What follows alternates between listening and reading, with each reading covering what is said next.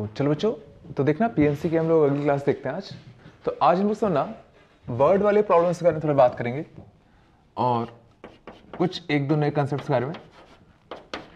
Maximum concepts इसमें जो पिछले 2-3 क्लास हमने पढ़े थे वो वाले होंगे और कुछ एक दो नए होंगे, ठीक है। और क्वेश्चंस में थोड़ी सी वैरायटी होगी, ठीक है। तो आज देखते हैं थोड़े से वर्ड प्रॉब्लम्स में।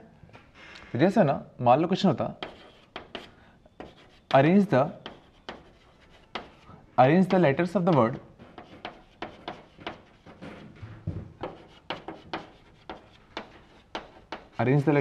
the word universal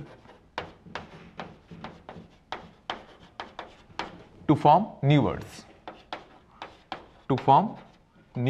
words. ठीक है, सच दैट। ठीक है, तो हमें बेसिकली करना है कि यूनिवर्सल में जो लेटर्स थे उनको अरेंज करके हमें नए वर्ड्स बनाने थे, ठीक है। तो हमें बताना है कि ऐसे कितने नए वर्ड्स फॉर्म हो सकते हैं। तो जैसे अगर मान लो पहला होता अपना कि अगर मान लो कोई भी अगर रिस्ट्रिक्शन अगर नहीं दी होती, कोई भी रिस्ट्रिक्शन नहीं दे रखी है, हम कितने भी वर्ड्स फॉर्म कर सकते हैं, ठीक है ना। Obviously arrange the letters of the word means ये तो कंफर्म है हमें इन लेटर्स को बस अरेंज करके नए वर्ड्स बनाने हैं। मीन्स अभी भी हमें ना सारे के सारे लेटर्स अभी भी यूज करने पड़ेंगे, ऐसे नहीं कि हम कोई लेटर छोड़ दें, ठीक है। तो पहले में अगर कोई भी रिस्ट्रिक्शन अगर नहीं है तो कितने 1 2 3 4 5 6 7 8 9 लेटर्स थे। तो 9 लेटर्स को बेसिकली 9 प्लेसेस में अरेंज करने के सीधे नंबर ऑफ वेज कितने आते 9 फैक्टोरियल। पहले में तो मेरे हिसाब से कोई दिक्कत नहीं आनी चाहिए। अगला लिखते हैं, मान लो होता all vowels are together.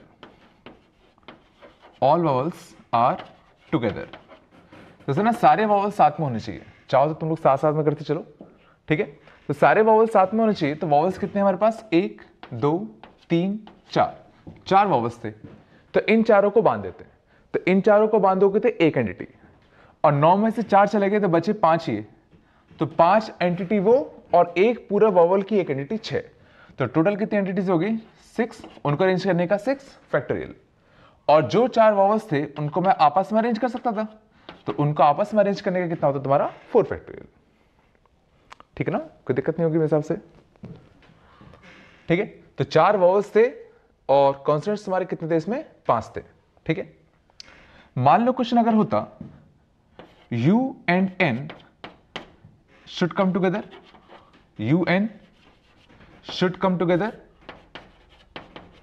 and A and L this should come together,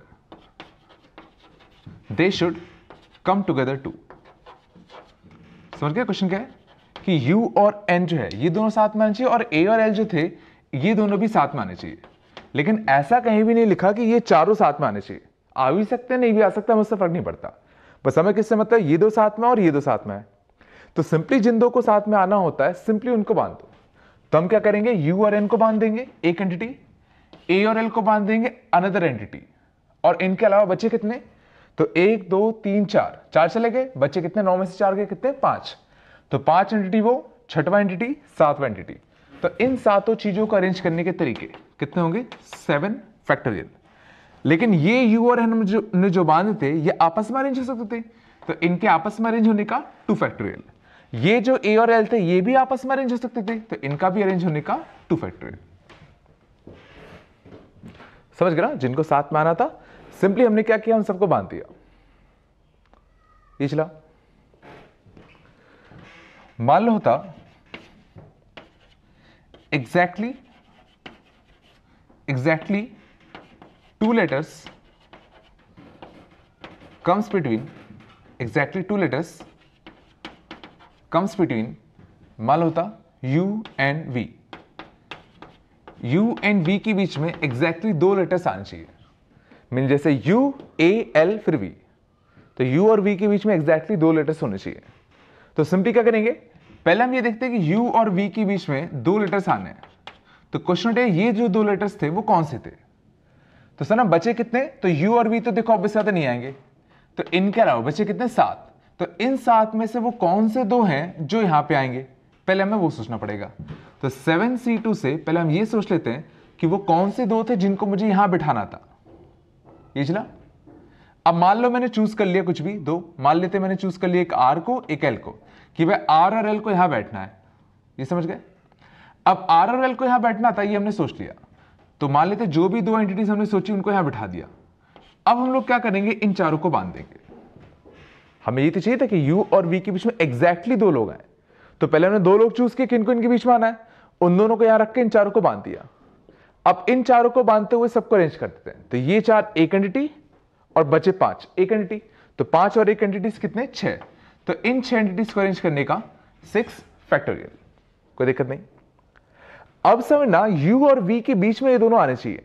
तो सर v और u ये तो आपस में इंटरचेंज हो सकते थे, तो u और v आपस में इंटरचेंज हो सकते थे, उसका कितना आएगा 2 फैक्टोरियल। ये चला u और v आपस में इंटरचेंज हो जाए। अगर ये v u v बनता, अभी भी तो सोचो u और v के बीच में दो लोग हैं, ये समझ गए। और सर ये जो हमने दो एंटिटीज चूज की थी या दो लेटर्स चूज किए थे, ये आपस में अरेंज हो सकते थे, तो ये आपस में अरेंज होते तो उसका भी कितना आता, एक 2 फैक्टोरियल। तो इस केस का आंसर जो आता वो कुछ अपना ही आता। ठीक है, ये सर मैं हमने क्या किया बेसिकली, यहां तक कोई दिक्कत तो नहीं। ठीक है, मान लो अगर होता, ठीक है, मान लो होता at least 2 vowels, at least 2 vowels should come together. At least 2 vowels should come together. ये कम से कम 2 vowels तो साथ में होने चाहिए। तो सुना जैसे ही तुम एटलीस्ट दिख जाए तो इसमें सारा दो ऑप्शन होते हैं, या तो टोटल माइनस समथिंग या एग्जैक्टली वाले केसेस। ठीक है, तो जरा सोचिए एग्जैक्टली वाले अगर केसेस होते तो क्या होते हैं। तो इसने कहा कम से कम 2 वॉवल्स साथ में होने चाहिए। तो या तो एग्जैक्टली 2 वॉवल साथ में हो, ध्यान देना एग्जैक्टली 2 वॉवल साथ में हो, ठीक है, या एग्जैक्टली 3 वॉवल साथ में हो, या एग्जैक्टली 4 वॉवल साथ में हो। समझ गए कि अगर तुम एग्जैक्टली वाले केसेस बनाते तो ऐसे केसेस बनते कि या तो भाई एग्जैक्टली 2 वॉवल ऐसे होंगे जो साथ में रहे होंगे। तो ध्यान देना जब भी मैं एग्जैक्टली वर्ड यूज कर रहा हूं कि भाई एग्जैक्टली 2 वॉवल साथ में होने चाहिए, तो मुझे यह भी इंश्योर करना पड़ेगा कि जो बाकी बचे 2 वॉवल्स हैं वो साथ में ना हो। ये समझ गए ना, जैसे मैंने कहा एग्जैक्टली 2 वॉवल साथ में होने चाहिए, तो सर ना यू और आई साथ में जैसे हैं, तो मुझे यह भी इंश्योर करना पड़ेगा कि ई और ए जो थे वो डिफरेंट होने चाहिए, वो साथ में नहीं होने चाहिए, क्योंकि अगर वो भी साथ में अगर हो गए तो फिर गड़बड़ हो जाएगा। समझ गए ना। लेकिन ऐसे में करना थोड़ा मुश्किल पड़ता, लेकिन अगर टोटल माइनस समथिंग अगर इसका सोचूंगा तो वो सोचो काफी इजी पड़ेगा कि सोचो total minus when no vowels are together. सोचो ये सब बनता नो वॉवल्स आर टुगेदर। और सोचो इसका हमें करना आता था जब किन्हीं भी दो लोगों को साथ में अगर नहीं बिठाना, 2 या 3 या 4 जितने भी लोग होते हैं उनको साथ में नहीं बिठाना, तो इसको करने के लिए हम लोग कौन सा यूज कर सकते हैं, गैप मेथड को यूज कर सकते हैं कि ये वॉवल्स को गैप में फिल कर दो। वॉवल्स अगर गैप में चले गए तो पक्का वो कभी साथ में नहीं आएंगे। तो टोटल तरीके कितने होते हैं इन सब को अरेंज करने के, 9 फैक्टोरियल। माइनस वाले केसेस जब कोई भी 2 वॉवल्स साथ में नहीं थे तो क्या करेंगे, वॉवल्स को हटा दो। तो वॉवल्स हटा, चारों वॉवल्स हटा दिया, बचे कितने 5, उन 5 को अरेंज कर दो, तो कितना आता 5 फैक्टोरियल। अब 5 को बिठाया था, उनके बीच में जो गैप होंगे वो मैंने बताया था एक ज्यादा होता है, तो एक ज्यादा होगा, कितने गैप होंगे 6, तो उन 6 गैप्स में मुझे इन 4 वॉवल्स को अरेंज करना पड़ेगा। समझ गए। तो ये वाले केसेस हो गए जब कोई भी वॉवल तुम्हारा साथ में नहीं था। ठीक है, ये समझ में आ गया सबको। तो कोशिश करा करो कि जब भी एटलीस्ट आए हमेशा उसको टोटल माइनस समथिंग से एक बार देख लो, हो सकता है वो ज्यादा इजी पड़ रहा हो। समझ गए। जैसे इसी केस से ना, अगर जैसे अगर मान लो ये पूछा होता, ठीक है, कि at least 3 vowels are together, at least 3 vowels are together, इस केस में समझना अगर तुम टोटल माइनस समथिंग करते तो वो गंदा जाता, बजाय उसके कि तुमने अगर एग्जैक्टली वाले केसेस बनाए होते। कि सोचो अगर तुमने एग्जैक्टली वाले केसेस बनाए होते तो वो सोचो ज्यादा इजी पड़ता कि एग्जैक्टली वाले केस क्या होते। इसने कहा भाई कम से कम 3 वॉवल साथ में आने चाहिए। तो सर ना केस में बना रहा हूं या तो एग्जैक्टली 3 वॉवल्स आर टुगेदर या एग्जैक्टली 4 वॉवल्स आर टुगेदर। समझ गए मैंने केस क्या होना है, या तो एग्जैक्टली 3 वॉवल साथ में या तो एग्जैक्टली 4 वॉवल साथ में। अब देखो एग्जैक्टली 4 वॉवल साथ में, इसका आंसर बड़ा इजी है। इसमें 4 वॉवल साथ में थे, चारों को बांध दो, तो चारों को बांधा एक एंटिटी, बचे 5 कॉन्सोनेंट, तो 5 वो, एक वावल वाली एंटिटी 6, उन 6 को अरेंज कर दो 6 फैक्टोरियल, और जिन 4 वावल्स को बांधा था उनको अरेंज करने का 4 फैक्टोरियल। तो एग्जैक्टली चारों वावल साथ में, उसका आंसर तो ये था। अब क्वेश्चन उठता है एग्जैक्टली 3 वावल साथ में है, इसका आंसर कैसे करेंगे?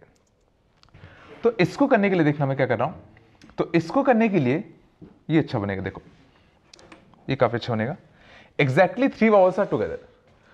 तो सर ना इसको करने के लिए क्या कर रहा हूं, पहले तो सर ना 4 वावल्स से तो पहले हम ये डिसाइड कर लेते कि भाई किन तीनों को साथ में आना है। देखो 3 वावल को साथ में आना था और एक वावल को उनसे अलग आना था। तो पहले तो हम ये डिसाइड करते हैं कि भाई इन चारों में से कौन से वो 3 है जो साथ में रहेंगे। तो पहले मैं करता हूं सर ना 4C3, समझ गए? तो इससे मैंने क्या डिसाइड कर लिया कि भाई 3 वावल को साथ में आना है, बाकी एक को लगाना है। तो मान लेते हैं वो जो 3 आते वो मान लो U, I और E आ गए, ठीक है, और ए को अलग होना पड़ेगा, ठीक है। तो मैंने पहले क्या किया, U, I, E, एक सेट ये कर लिया, एक ये कर लिया। अब मुझे क्या करना था, इनको अरेंज भी करना था, और अरेंज ऐसा करना था कि ये तीनों साथ में रहे और ये अलग रहे। तो देखो मैं क्या कर रहा हूं, ध्यान देना।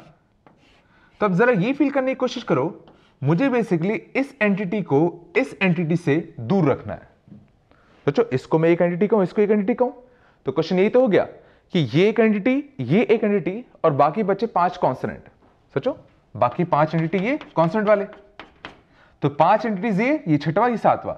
इनको ऐसे अरेंज करना है such that these 2 entities never come together. सोचो, क्योंकि अगर ये दोनों साथ में अगर आ जाते तो U, I, E के बगल में A आ जाता, तो फिर चारों साथ में हो जाते, बट वो केस हम अलग से आगे नहीं चुके थे, ठीक है। तो हमें एग्जैक्टली 3 ही को साथ में रखना था। तो पहले हमने चुना कि कौन से 3 साथ में रहेंगे, U, I, E ये सिलेक्ट कर लिया।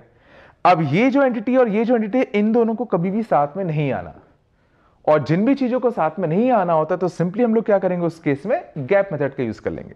तो गैप मेथड का यूज करते तो वापस से कैसे करते, जो 5 है पहले उनको बिठा दो, तो इन 5 को भाई बिठा दिया। अब इनके बीच में हमें ये 2 एंटिटीज को प्लेस करना था, तो इन 5 के बीच में जो गैप होंगे वो कितने होंगे, 6, 6C2, 6 में से 2 गैप सेलेक्ट किए, उसमें एक बार इस एंटिटी को बिठा दिया, एक बार इस एंटिटी को बिठा दिया, तो इन 2 एंटिटीज को उन 2 गैप्स में फिल करने का 2 फैक्टोरियल, ये भी हो गया। लेकिन समझना, हमने जो U, I, E को बांध रखा था ये आपस में तो अरेंज हो ही सकते थे, तो इनके आपस में अरेंज होने का इफेक्ट 3 फैक्टोरियल। ये चला, हमने क्या किया, मुझे क्या चाहिए था, एग्जैक्टली 3 वावल साथ में चाहिए था और एक अलग चाहिए था। तो पहले तो मैंने ये चूज किया कि कौन से 3 साथ में रहेंगे। अब 3 का एक ग्रुप और एक का ग्रुप, अब इन दोनों ग्रुप को मुझे साथ में कभी नहीं रखना, तो इसके लिए गैप मेथड यूज कर लिया। तो पहले बाकी बिठाए, उसमें जो 6 गैप थे उसके लिए इनके लिए 2 गैप चूज किए, ठीक है, उसमें इनको अरेंज कर दिया।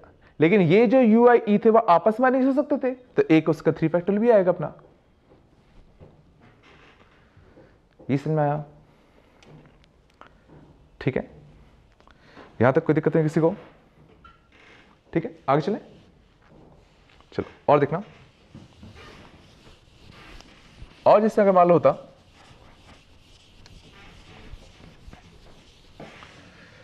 ठीक है, समझ गए ना। और सुना इस केस में सुनना, अगर हमने एग्जैक्टली वाले केसेस से गए थे ज्यादा सिंपल पड़ा था, क्योंकि तुम टोटल माने समथिंग करने जाते ना वो ज्यादा गंदा पड़ता।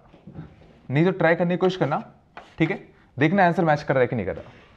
टोटल माने समथिंग से इसको करने की कोशिश करना, देखना गंदा आएगा काफी, ठीक है, ट्राई करना और मुझे बताना उसमें दिक्कत क्या हो रही है, ठीक है। चलो आगे देखना। मान लो होता है इसी में the words should either starts with vowel or ends with vowel। मान लो क्वेश्चन होता कि जो वर्ड्स होंगे या तो वॉवल से स्टार्ट होने चाहिए या तो वो वॉवल से खत्म होने चाहिए। तो सर ना इसमें सर ना जब भी तुम्हें ईदर और दिख जाए कि भाई या तो ये या तो ये, तो सर ना सीधा क्वेश्चन क्या हो गया कि भाई क्वेश्चन या तो वो सारे वर्ड्स हमें चाहिए जो वॉवल से स्टार्ट हो, या वो सारे वर्ड्स जो वॉवल से खत्म हो, या अगर दोनों चीजें हो रही हैं तो और अच्छा है। तो हमें सर ना तीनों केसेस चाहिए। तो सर ना वापस इसको करने के 2 तरीके होंगे। पहला तरीका सर मेथड 1 कि सर तुम जो केसेस बना रहे हो वो है क्या, कि अगर तुमने सर केसेस ये बनाया कि भाई वॉवल से स्टार्ट हुआ, बस वॉवल से स्टार्ट हो रहा है, ठीक है, और वॉवल से खत्म नहीं हो रहा, पहला केस। दूसरा केस वॉवल से स्टार्ट तो नहीं हो रहा बट वॉवल से खत्म जरूर हो रहा है। और तीसरा केस वॉवल से स्टार्ट भी हो और वॉवल से खत्म भी हो। हमें सर इन तीनों के ही आंसर चाहिए, समझ गए।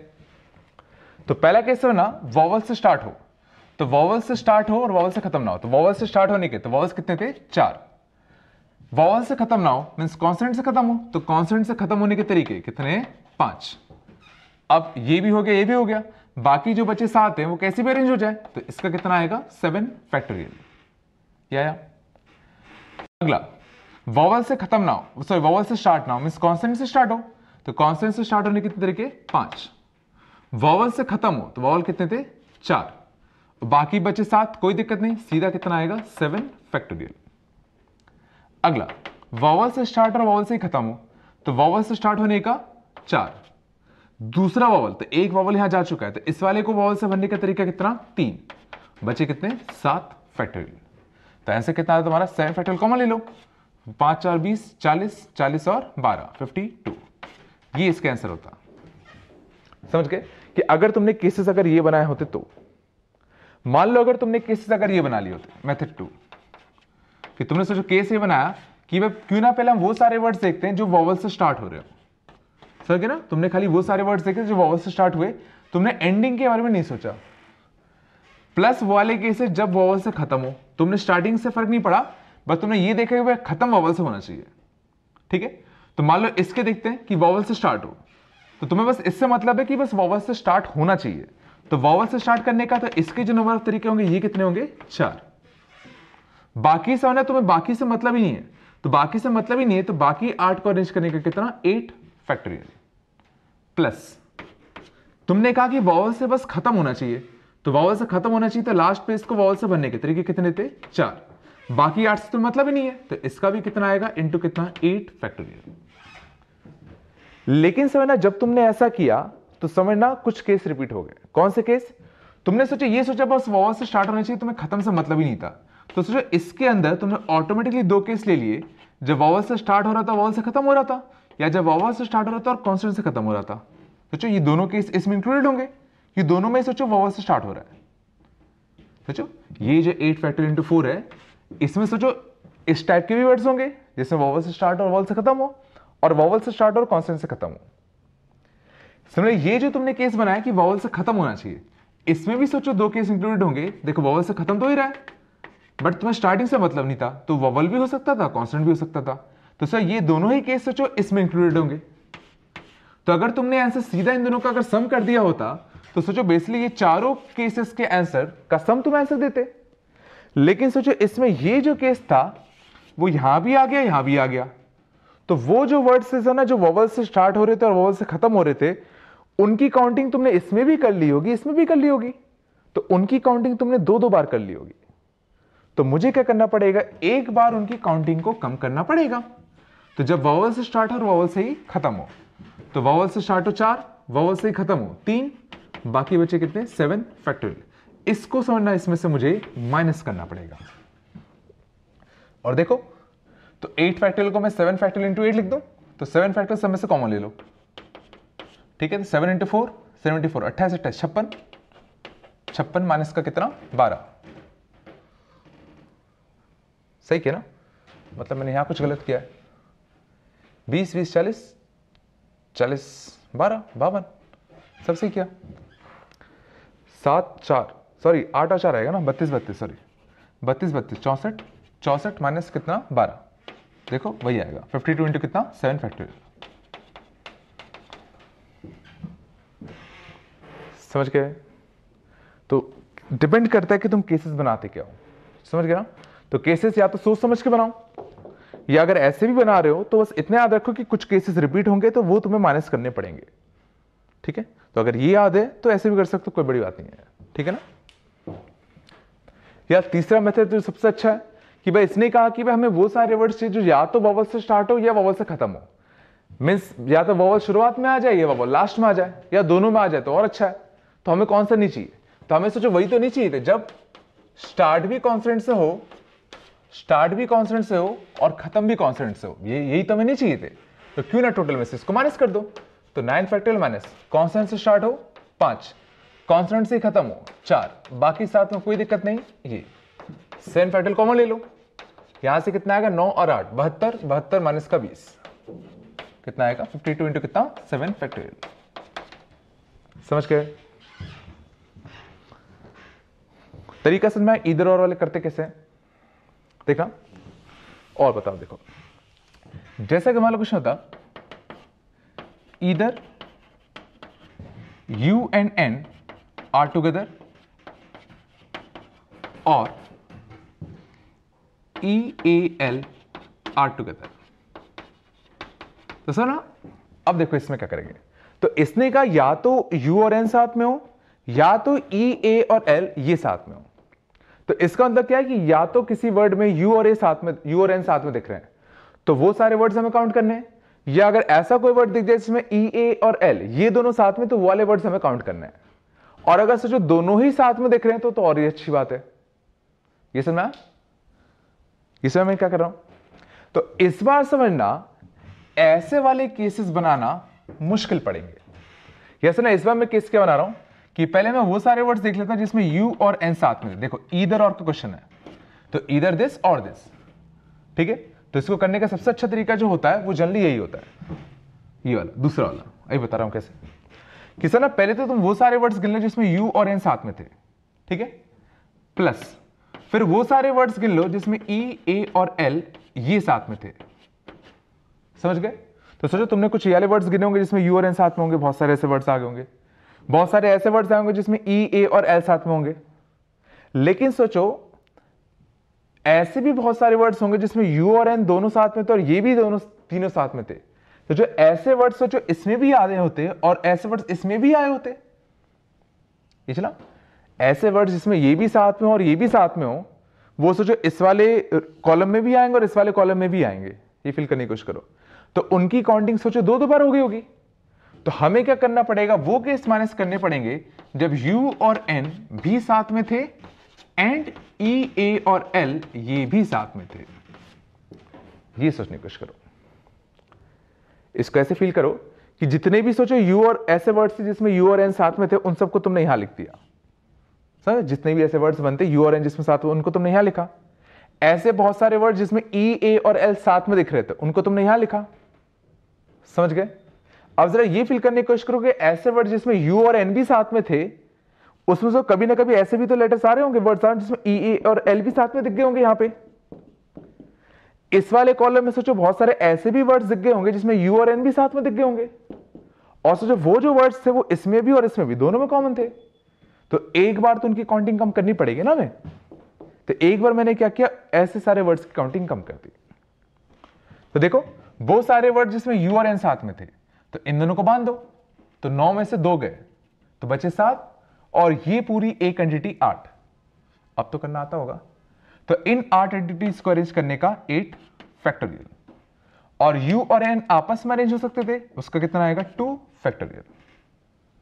ये समझ गए, इतने वर्ड्स होते जिसमें यू और एन साथ में आते, प्लस ई ए और एल ये साथ में आए, तो इन तीनों को बांध दो, तो 3 को बांधते बचे 6 वो और एक एंटिटी 7, तो इन 7 को अरेंज करने का 7 फैक्टोरियल, और ई ए एल ये साथ में हो, इसका कितना आएगा, इनको अरेंज करने का 3 फैक्टोरियल। माइनस वाले केसेस सुना धन्ना, जब यू और एन भी साथ में हो और ई ए एल साथ में हो। ये नहीं कहा कि ये पांचों साथ में, ध्यान देना इसको समझना अच्छे से। ये बिल्कुल नहीं कहा कि ये पांचों को साथ में होना चाहिए, बस ये कहा कि भाई ये साथ में और ये साथ में आपस में। तो इनको बांधा एक एंटिटी, इनको बांधा दूसरी एंटिटी, बचे कितने एंटिटीज, 5 लेटर्स चले गए, बचे कितने 4 लेटर्स और, तो 4 लेटर्स वो 4 एंटिटी, 5वीं 6वीं 6 एंटिटीज, तो 6 एंटिटीज को आपस में अरेंज करने का 6 फैक्टोरियल, इन यू और एन को आपस में अरेंज करने का 2 फैक्टोरियल, इस ई ए एल को आपस में अरेंज करने का 3 फैक्टोरियल। तो इस केस का जो आंसर आता वो कुछ ही आता। तो समझ आया ये क्या किया हमने। तो कभी भी सर ना देखो, या तो ऐसे वाले केसेस बन रहे हो, ठीक है, तो सीधे सब जोड़ दो, या अगर तुम्हें बिल्कुल दिमाग नहीं लगाना तो ईदर दिस और दिस, इसको करने के लिए सीधा इसको करने के तरीके, प्लस इसको करने के तरीके माइनस इसको और इसको दोनों को एक साथ करने के जो तरीके होते हैं उसको माइनस कर दो। समझ गए? जैसे इसमें क्या था, इधर स्टार्ट्स विथ वॉवल और एंड्स विथ वॉवल, तो इधर दिस, तो वॉवल से स्टार्ट होने के तरीके प्लस वॉवल से खत्म होने के तरीके माइनस जब दोनों चीजें एक साथ हो रही है, मींस वॉवल से स्टार्ट भी हो रहा हो एंड वॉवल से खत्म भी हो रहा हो, मींस ये वाला केस, उसको माइनस कर दो। ठीक है? ये समझ में आ रहा है कुछ मैं क्या कह रहा हूं? कि अगर कुछ भी ना समझ में आया तो ये चीज सीधा रट लो। एग्जाम्पल देखिए कॉल। ठीक है, इतना आ गया। देखना, मान लो इसी में होता अपना। ठीक है, अभी मैं लेता हूं, देखना कैसे लेता हूं। पहले सुनना, अगला केस देखना। मान लो ऐसे कितने वर्ड्स होंगे इन विच यू कम्स बिफोर मान लो होता एन, कि ऐसे कितने वर्ड्स होते जिसमें से माना क्या हो, यू जो आ रहा हो तुम्हारा वो हमेशा एन से पहले आ रहा हो। जस्ट पहले की बात नहीं हो रही, वो कहीं भी बस लेफ्ट साइड में होना चाहिए इनके। ठीक है, तो ये हमने बात किया था कि दो तरीके थे सोचने के इसको भी, कि या तो ऐसे सोचो कि टोटल 9 जगह है, 9 जगह में बहुत तरीके सोचने के। पहला तरीका था जैसे ये था कि ऐसे 9 जगह थे, तो 9 जगह में सोचो इक्वल प्रोबेबिलिटी है कि यू एन से पहले आए और इक्वल प्रोबेबिलिटी थी कि एन भी यू से पहले आए। सोचो अगर तुमने एक लेटर बनाया, जैसे एक वर्ड बनाया जिसमें यू था एन यहाँ था, तो सोचो पक्का एक वर्ड में ऐसा बना सकते जिसमें एन और यू को पलट दो, ऐसे आ जाए। तो जितने तुम ऐसे वर्ड्स बनाओगे जिसमें यू एन से पहले आ रहा होगा, उतने ही डिफरेंट तरीके से मैं उनको पलट दूंगा, तो उतने ही डिफरेंट वर्ड्स में बना सकता हूं जिसमें एन यू से पहले आएगा। मींस आधे में क्या आ रहा होगा, यू एन से पहले होगा, आधे में एन यू से पहले होगा। तो टोटल के जो आधे होते वर्ड्स, इसमें क्या होता है, यू एन से पहले होता, और आधों में क्या होगा, एन यू से पहले होगा। ये फील कर लो। या तो दूसरा तरीका जो थोड़ा सा अच्छा होता कि पहले तो मैं क्या करूं, यू और एन को, देखो दिक्कत किसमें, यू और एन में तो दिक्कत थी। ठीक है, तो जिनमें दिक्कत है पहले उन दोनों को प्लेस कर देते हैं। तो इन 9 में से पहले मैं 2 जगह सेलेक्ट करता हूं, एक यू के लिए और एक एन के लिए। समझ गए? अब इन 2 जगह पे जैसे मान लो मैंने ये और ये जगह सेलेक्ट कर ली, आप सोचो इसमें इन दोनों को प्लेस करने का सोचो एक ही तरीका होगा, क्योंकि यू और एन आपस में अरेंज नहीं हो सकते। सोचो ये जो मैंने 2 जगह सेलेक्ट करी, इसमें यू और एन को प्लेस करने का एक ही तरीका होगा, क्योंकि यू को मुझे पक्का इनके पहले रखना था, तो पक्का यू को यहीं भरना पड़ेगा, इनको यहीं भरना पड़ेगा। और एक बार ये कर दिया तो अब बाकियों में तो कोई दिक्कत है नहीं, तो इसका कितना आएगा 7 फैक्टोरियल। और इसको ओपन करो, देखो 9 × 8 बाई 2 इंटू कितना 7, मीन्स कितना 9 फैक्टोरियल बाय कितना 2। ये चला, ये था दूसरा तरीका। ठीक है, तीसरा तरीका समझना जो होता, जो बेसिकली मैं प्रेफर करता हूं कि देखो सिंपली जिन दो में समझना रिलेटिव ऑर्डर चेंज नहीं हो रहा, जिससे ना ऑर्डर फिक्स हो गया। ये सर ये इनडायरेक्टली क्या, ये ऑर्डर ही फिक्स कर रहे हैं कि भाई यू के बाद एन आना चाहिए। मींस यू और एन का जो आपस में जो रिलेटिव ऑर्डर है वो तुम्हारा फिक्स कर दिया कि भाई यू के बाद ही एन आएगा। तो सुना, जिन जिन का रिलेटिव ऑर्डर फिक्स करते हैं सिंपली उन दोनों को एक आइडेंटिकल मान लो। मींस मैं क्या करूंगा, यू और एन को एक आइडेंटिकल मान लूंगा। मींस मैं मान लूंगा एन भी क्या था, यू ही था। तो अब ये सना तुम्हारा एक नया वर्ड बन गया। अब इसमें लेटर्स को अरेंज करके तुम कितने डिफरेंट वर्ड बना सकते थे, 9 फैक्टोरियल बाय 2 फैक्टोरियल, क्योंकि इसमें 2 आइडेंटिकल क्वांटिटीज थी। समझ गए ना? और इसका जो आंसर आएगा और इस केस का जो आंसर आएगा वो सेम आएगा। क्यों? लॉजिक बड़ा सिंपल सा था कि हमने क्या किया, यहां पे u और n को दोनों को सेम मान लिया। तब होगा क्या, ये जो 2 फैक्टोरियल आता था ये किस लिए आता था कि सर ये दोनों आपस में अगर देखो, अगर मान लो ये दोनों डिफरेंट होते, ये और ये अगर मान लो अगर डिफरेंट होते तो इनके आपस में पलटने की वजह से सोचो नए वर्ड्स बनते। जैसे सोचो UNIVERSAL, ये एक वर्ड था, इसी में अगर यू और एन को अगर मैं पलट देता तो NUIVERSAL, वो एक नया वर्ड बनाता। तो इनके आपस में पलटने की वजह से जो नए वर्ड्स फॉर्म हो रहे होते अब वो नहीं बनेंगे। तो सोचो हमें वही तो नहीं चाहिए था। और अगर सोचो मैंने दोनों को सेम लिख दिया, सोचो दोनों को अगर मैंने सेम लिख दिया तो सोचो इस बार अब सोचो दोनों को अगर तुम अरेंज करोगे तो इनके आपस में पलटने की वजह से जो इफेक्ट आता अब वो नहीं आ रहा होगा। और वही तो हमें चाहिए था कि यू और एन आपस में पलट के नए वर्ड्स फॉर्म ना करें। तो तरीका क्या था, सीधा दोनों को आइडेंटिकल मान लो। तो दोनों का अगर आइडेंटिकल मान लोगे तो वो दिक्कत कभी आएगी ही नहीं। ये चला। तो मैं सिंपली क्या करता हूं, जिन जिन का भी रिलेटिव ऑर्डर फिक्स करना होता है, सिंपली क्या करो, उन सबको एक आइडेंटिकल मान लो ना। जिन जिन का रिलेटिव ऑर्डर तुम्हें फिक्स करना है उन सबको एक आइडेंटिकल मान लो और फिर सीधा उसके बाद सीधा क्वेश्चन को अरेंज कर दो, जितने वर्ड्स बने वही आंसर होंगे। जैसे अगर मान लो क्वेश्चन होता कि relative order of vowels doesn't change, relative order of vowels doesn't change. इसका मतलब सिंपली ये कि जो अभी जो वॉवल्स के बीच में जो रिलेटिव ऑर्डर है वो चेंज नहीं होना चाहिए। तो अभी वॉवल्स के बीच में रिलेटिव ऑर्डर क्या है कि सबसे पहले यू है, उसके बाद आई आता है, उसके बाद ई आता है, उसके बाद ए आता है। तो इसने कहा वॉवल्स के बीच में जो आपस में जो रिलेटिव ऑर्डर है वो चेंज ना हो। मींस जिनमें जितने भी वर्ड्स बनाने हैं उसमें हमेशा ऐसा ही होना चाहिए कि सबसे पहले यू आ रहा हो, फिर कहीं जाके आई, फिर कहीं जाके ई और फिर कहीं जाके ए दिख रहा हो। समझ गए ना? तो सिंपली मैं क्या करूंगा कि इनके आपस में चेंज करने की वजह से जो इफेक्ट या जो नए वर्ड्स फॉर्म होते हैं वो हमें नहीं बनाने। तो मैं क्या कर रहा हूं, यू, आई, ई और ए, इन चारों को एक टाइप का आइडेंटिकल मान लेते हैं। वी, ई। तो मैंने सिंपली क्या किया, जो जो जिन जिन के बीच में मुझे रिलेटिव ऑर्डर फिक्स करना था मैंने उन सबको एक आइडेंटिकल मान लिया, यू। और अब अगर मैं सोचूं इन सब लेटर्स को अगर मैं अरेंज करता तो कितने वर्ड्स फॉर्म होते, 9 फैक्टोरियल बाय कितना, 4 फैक्टोरियल।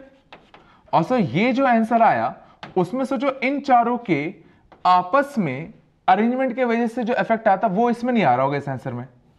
और वही तो हमें चाहिए था कि यू, आई, ई, ए इनके आपस में अरेंजमेंट की वजह से जो इफेक्ट आता हमें नहीं चाहिए था, क्योंकि ऑर्डर तो फिक्स है इनका रखने का।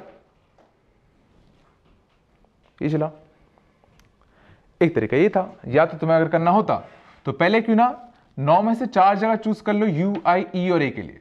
तो 9 में से 4 जगह सेलेक्ट किए यू, आई, ई और ए के लिए। ठीक है, मान लो ये सेलेक्ट किया, ये करते और ये करते। अब इसमें सोचो यू, आई, ई और ए को प्लेस करने का एक ही तरीका था, क्योंकि इनके बीच में ऑर्डरिंग फिक्स थी। तो इनको प्लेस करने का एक तरीका, बाकी जो 5 कॉन्स्टेंट थे वो तो कोई दिक्कत कर ही नहीं रहे थे, तो उनका सीधा 5 फैक्टोरियल। ठीक है।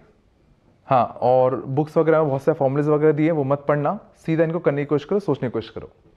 ठीक है, नहीं तो हर एक चीज़ का तुम्हें फॉर्मूला मिल जाएगा जो कि याद नहीं रहेगा। ठीक है, ये समय मैं इसीलिए मैं करके रहा हूँ।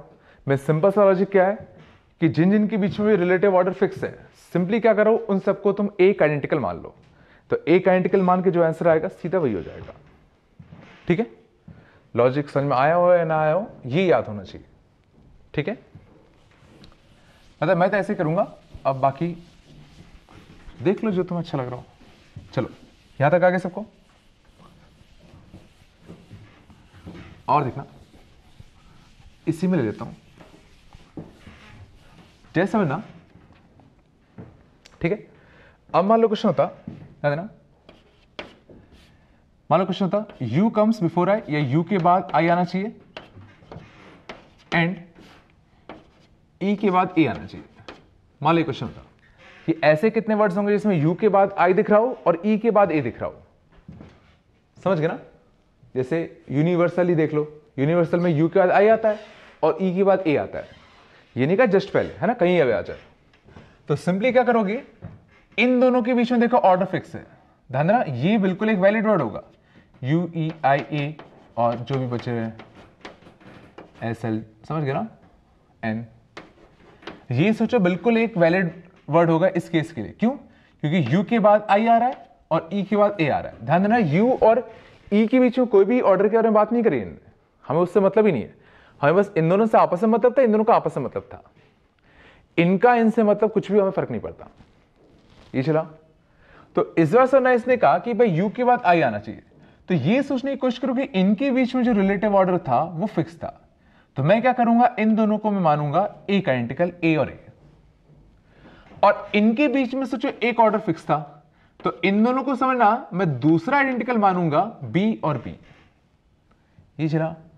तो ये दो एक टाइप का आइडेंटिकल और ये दो दूसरे टाइप का आइडेंटिकल।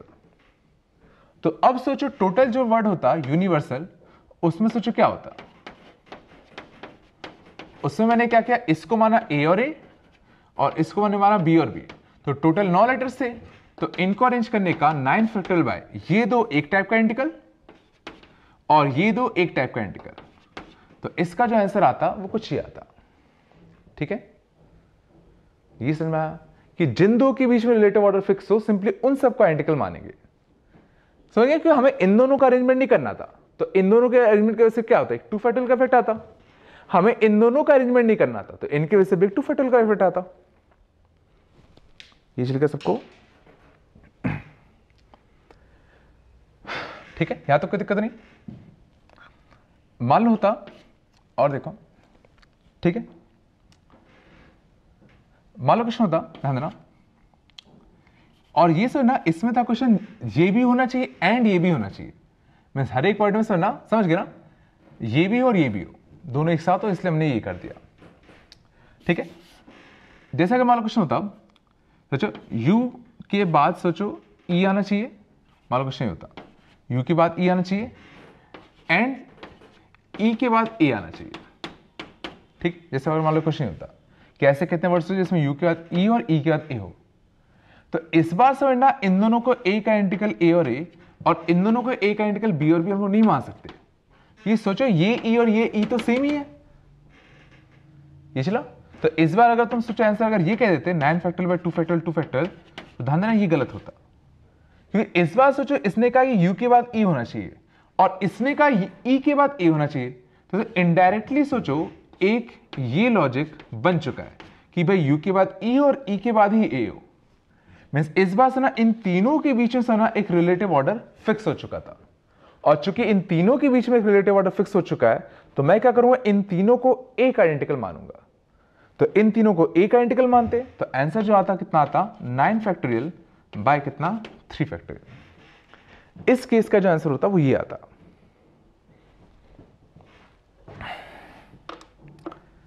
ये समझ में आया कि सिंपली जिन जिन के बीच में रिलेटिव ऑर्डर फिक्स हो जाए उन सबको सिंपली क्या करा करो, एक टाइप का आइडेंटिकल मान लिया करो। ठीक है,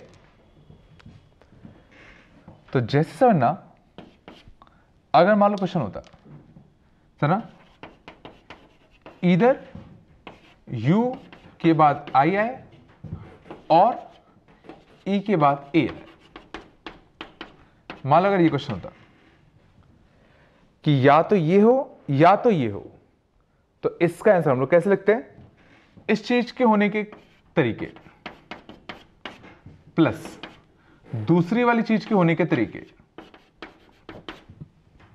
माइनस दोनों चीजों को होने के एक साथ होने के तरीके। ये चला, तो ये इसकी स्टैंडर्ड टेक्निक है, समझ गए ना। इसके बाद ये होने के तरीके प्लस और में जो चीज उसके होने के तरीके माइनस जब ये भी हो एंड ये भी हो, दोनों एक साथ हो उसके होने के तरीके। तो सर ना पहला केस क्या है, u के बाद i आने के तरीके। ध्यान देना इसमें हमें e और e से मतलब ही नहीं है, हमें बस किससे मतलब कि भाई u के बाद i आए, तो u के बाद i आए तो इन दोनों को माना एक आइडेंटिकल, तो कितना आंसर आता, 9 फैक्टोरियल बाय कितना, 2 फैक्टोरियल प्लस e के बाद a आए, तो हमें सर ना इस बार u और i से मतलब नहीं है, बस हमें किससे मतलब था कि e के बाद a आना चाहिए, तो e के बाद a आए तो इन दोनों का एक आइडेंटिकल, तो 9 फैक्टोरियल बाय कितना, 2 फैक्टोरियल माइनस इसमें क्या था, u के बाद i तो आना ही चाहिए था और e के बाद ही a आना चाहिए था, और दोनों एक साथ होने, तो इन दोनों को एक आइडेंटिकल मानते, इन दोनों को अनदर टाइप का आइडेंटिकल मानते, तो इसको करने का आंसर कितना आता सीधा, 9 फैक्टोरियल बाय 2 फैक्टोरियल 2 फैक्टोरियल। तो इस केस का जो आंसर होता वो अपना कुछ ऐसा होता। ये चला, ठीक है।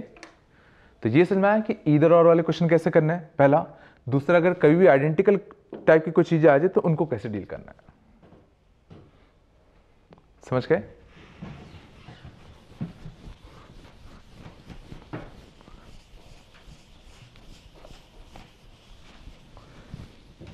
जैसे अगर क्वेश्चन होता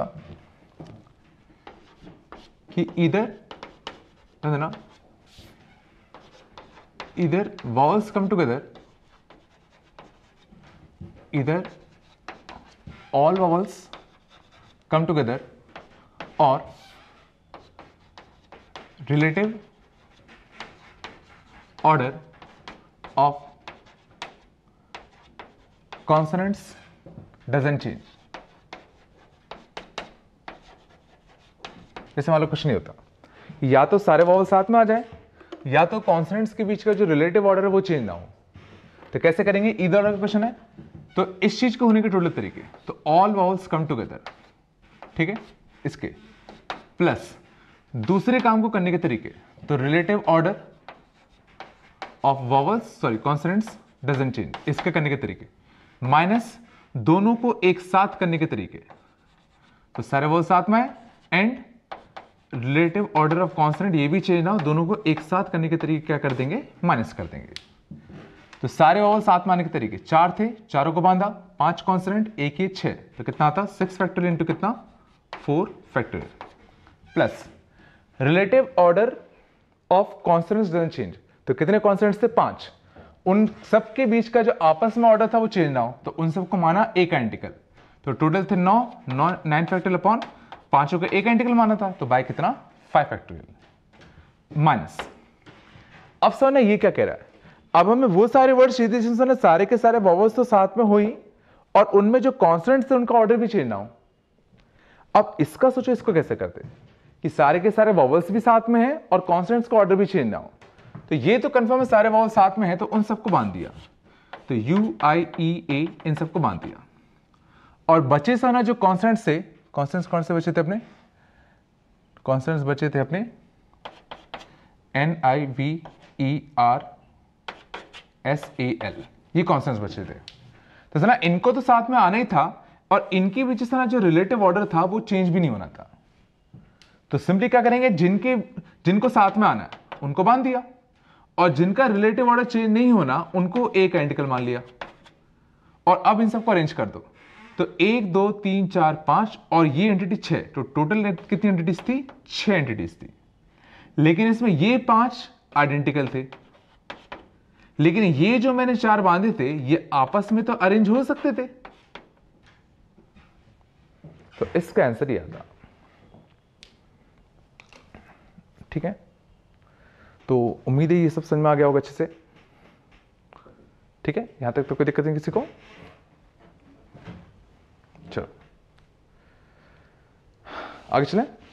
हाँ देखना, जैसे आगे चलते हैं, जैसे अगर मान लो हमें अगर वर्ड दिया होता इंटरमीडिएट,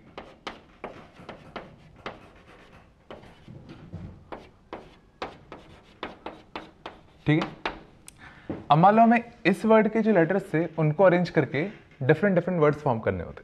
ठीक है, मान लो वापस से भाई पहला केस दिया है कि भाई कोई भी रिस्ट्रिक्शन नहीं है, कैसे भी अरेंज कर दो फर्क नहीं पड़ता। तो इस बार से ना क्योंकि चीजें आइडेंटिकल हैं तो इस बार हमें थोड़ा सा ध्यान रखना पड़ेगा। तो देखते हैं, तो आई कितने हैं? 2 आई थे, ठीक है, और क्या क्या अपना ई, 3 ई हैं, ठीक है, और क्या है? 2 टी हैं, है ना, और मेरे हिसाब से बाकी सब 1 1 है, तो NRM,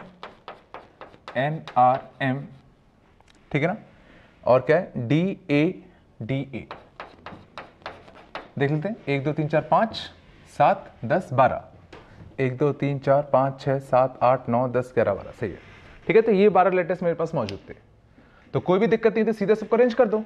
तो सबको अरेंज करते तो सीधा कितना आता? 12 फैक्टोरियल अपॉन 2 एक टाइप का आइडेंटिकल, 3 दूसरे टाइप का आइडेंटिकल, 2 तीसरे टाइप का आइडेंटिकल, तो सीधा आंसर कितना आता? 2 फैक्टोरियल 3 फैक्टोरियल 2 फैक्टोरियल। समझ गया कि अगर चीजें अगर आइडेंटिकल होंगी तो सीधा जो चीजें जितनी बार आइडेंटिकल है सीधा उससे क्या कर देंगे, हम लोग डिवाइड दे देंगे। यहां तक कोई दिक्कत नहीं। मान लो अगर होता question, word starts and ends with vowels। सुना, जो वर्ड है वो सारे वॉवल से स्टार्ट होना चाहिए और वॉवल से खत्म होना चाहिए। ठीक है, तो वॉवल देख लेते हैं कौन कौन से। एक ये था, एक ये था, एक ये था, तो हमारे पास सर ना 3 डिफरेंट टाइप के वॉवल्स मौजूद हैं। तो हमें बताना कितने ऐसे वर्ड्स होंगे जो कि स्टार्ट भी वॉवल से हो रहे हो और खत्म भी वॉवल से हो रहे हो। ठीक है, देखते हैं।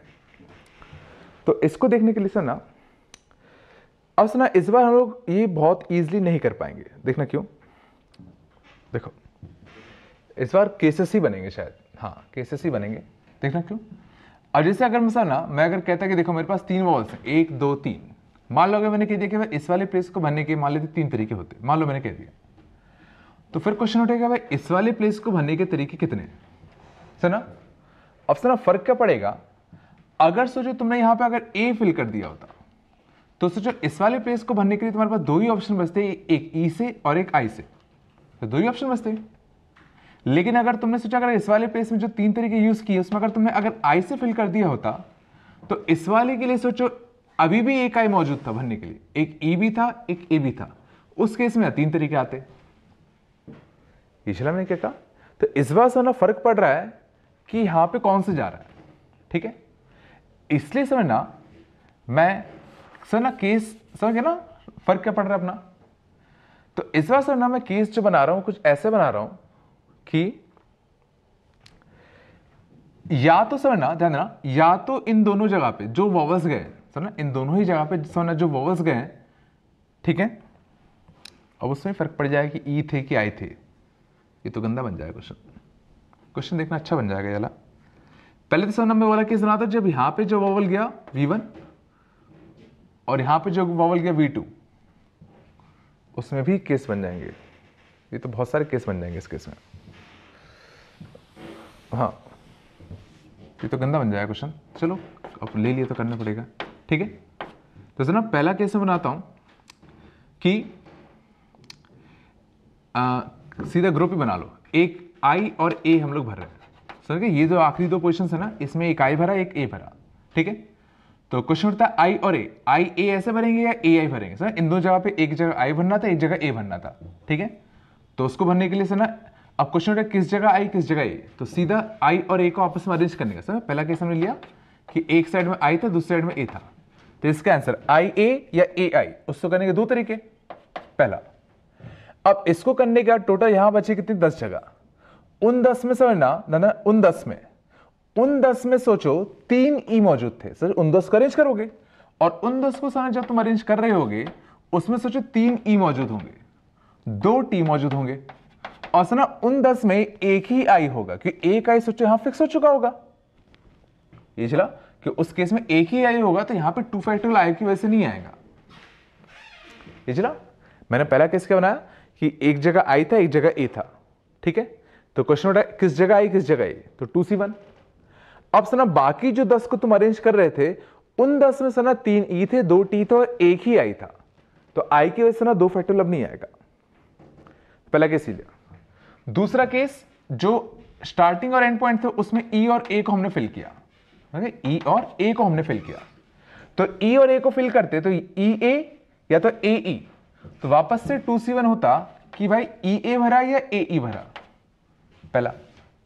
फिर ये जो 10 होते, अब ध्यान देना इन 10 में देखो कौन कौन सी चीजें आइडेंटिकल है, तो सुना इन 10 में 2 टी होंगे 2 आई होंगे और ध्यान देना एक ई यहां फिक्स हो चुका है, तो इन 10 में सोचो 2 ई होंगे।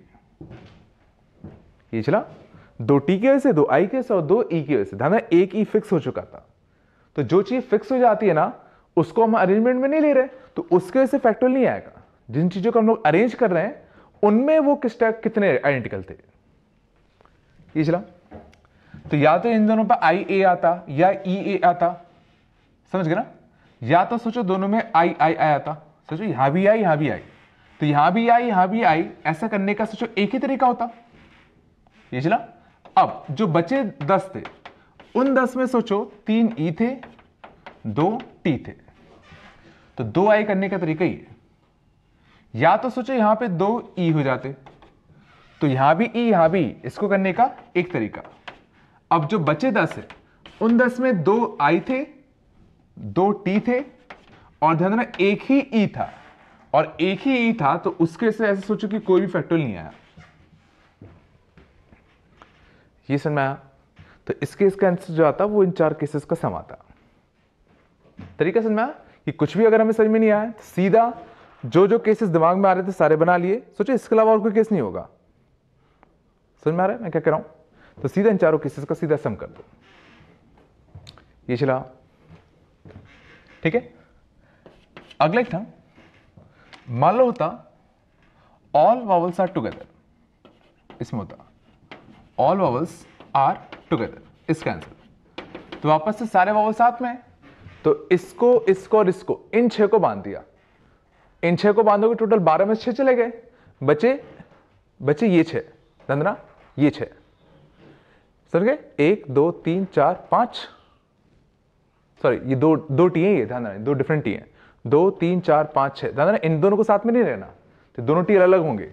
तो 6 ये और एक ये एंटिटी 7, तो इन 7 एंटिटीज को अरेंज कर सकते हैं। 7 एंटिटीज कौन कौन सी? ठीक है, 1 2 3 4 5 6, ये 6 और एक एंटिटी वॉवल्स वाली। वॉवल्स वाली कौन सी? 2i 2e सॉरी 3e और 1e, तो 6e और एक एंटिटी 7। इन 7 एंटिटीज को अरेंज करते, तो ध्यान देना इन 7 एंटिटीज को अरेंज करोगे तो 7 फैक्टोरियल। अब जिन चीजों को तुमने अरेंज किया है ये देखो उसमें कितनी चीजें आइडेंटिकल थी, तो सोचो इन 7 में कौन सी 2 चीजें आइडेंटिकल दिख रही हैं, तो देखना ये और ये आइडेंटिकल थे बस, तो इसके वजह से क्या आएगा? एक 2 फैक्टोरियल। तीसरा, जिन चीजों को अरेंज करोगे हमेशा ये देखना उसमें कितनी चीजें आइडेंटिकल है, तो चूंकि 2 टी हमारे पास थे इसके समझ गए ना, ये 2 आइडेंटिकल। लेकिन अब जिनको तुमने बांधा था ये आपस में अरेंज हो सकते थे, और सुना जब ये आपस में अरेंज होते तो ये 6 चीजें आपस में अरेंज होती तो कितना होता? 6 फैक्टोरियल। लेकिन जब इन 6 चीजों को तुम अरेंज करते तो इसके वजह से क्या आता? 2 फैक्टोरियल, इसके वजह से क्या आता? 3 फैक्टोरियल। समझ में आया? तो जब भी चीजें आइडेंटिकल होंगी तो बस तुम्हें इस चीज का ध्यान रखना पड़ेगा कि जिसमें भी तुम फैक्टोरियल लगा रहे हो ये देखो उसमें कितनी चीजें आइडेंटिकल थी, तो जितनी भी चीजें उसमें आइडेंटिकल होंगी सीधा बस क्या करना, उसकी फैक्टोरियल से सीधा डिवाइड दे देना है। ठीक है, ये समझ में आ गया? मान लो होता रिलेटिव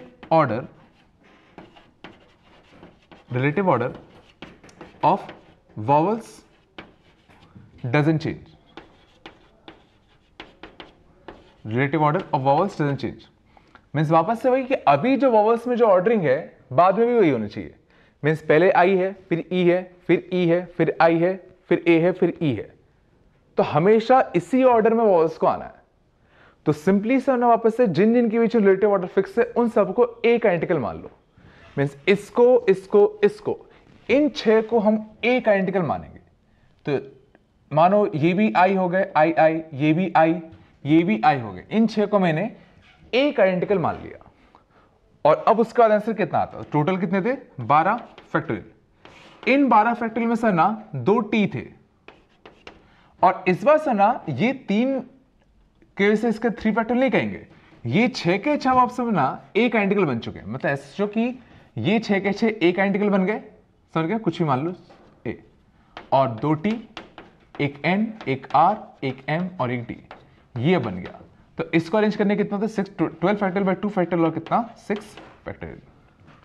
तो इन लोगों ने अपनी आइडेंटिटी यूज करके सबके सब सिंपली एक सिंगल समझ गए एंटिटी बन गई, जो कि सबके सब जैसे कैसे थे? आइडेंटिकल थे। इस में मैंने क्या करा कि सिंपली जिन जिन के रिलेटिव ऑर्डर फिक्स करना था सिंपली सबको क्या कर दिया हमने? एक आइडेंटिकल मान लिया।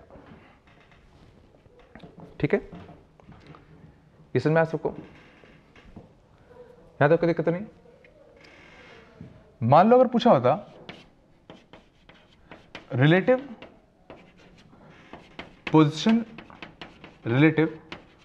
Position of vowels doesn't change, तो समझना इसका मतलब क्या है? मीन्स अभी समझना जो वॉवल्स की पोजिशनिंग है हमेशा पोजिशनिंग वही होनी चाहिए। मीन्स समझना कैसा है? इनिशियली वॉवल था, फिर कॉन्सोनेंट, फिर कॉन्सोनेंट, फिर वॉवल, फिर consonant, consonant, vowel, consonant, vowel, vowel, consonant, vowel.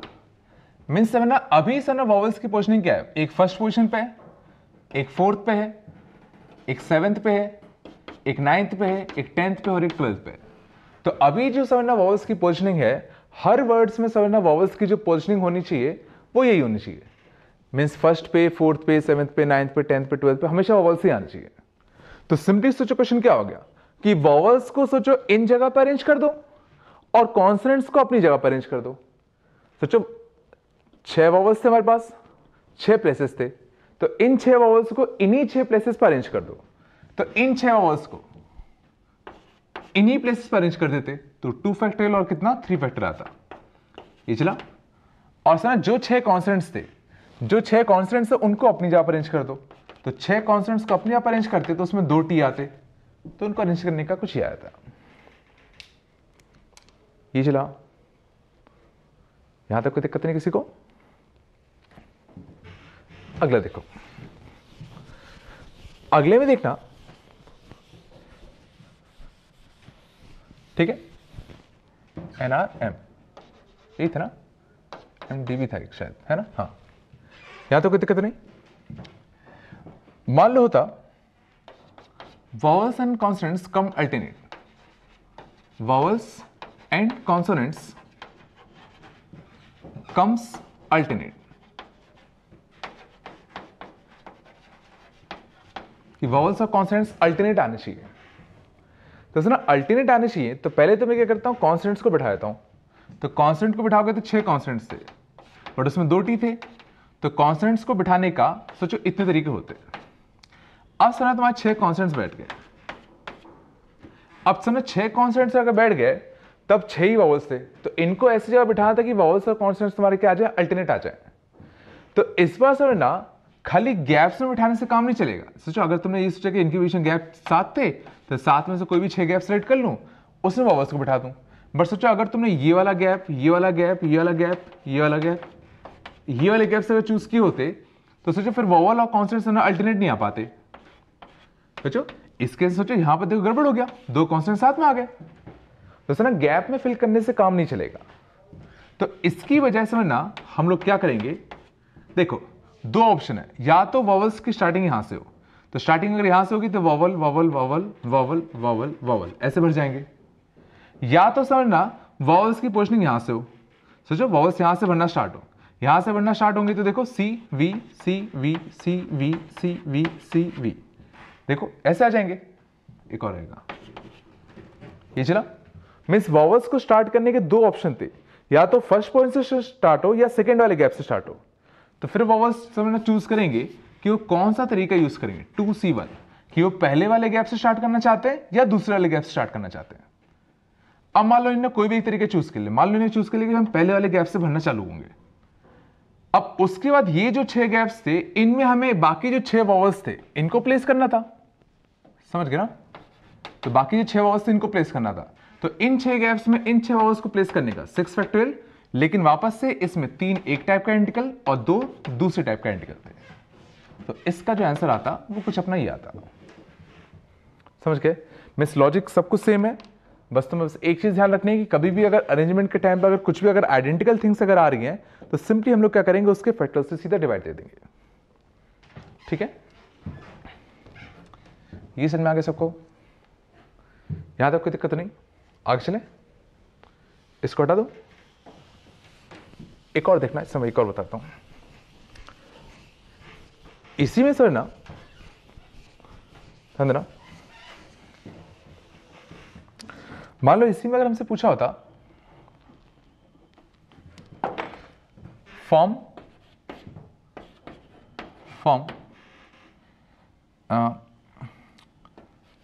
4 letter words, form 4 letter words using the letters of the above word, using the letters of the above word,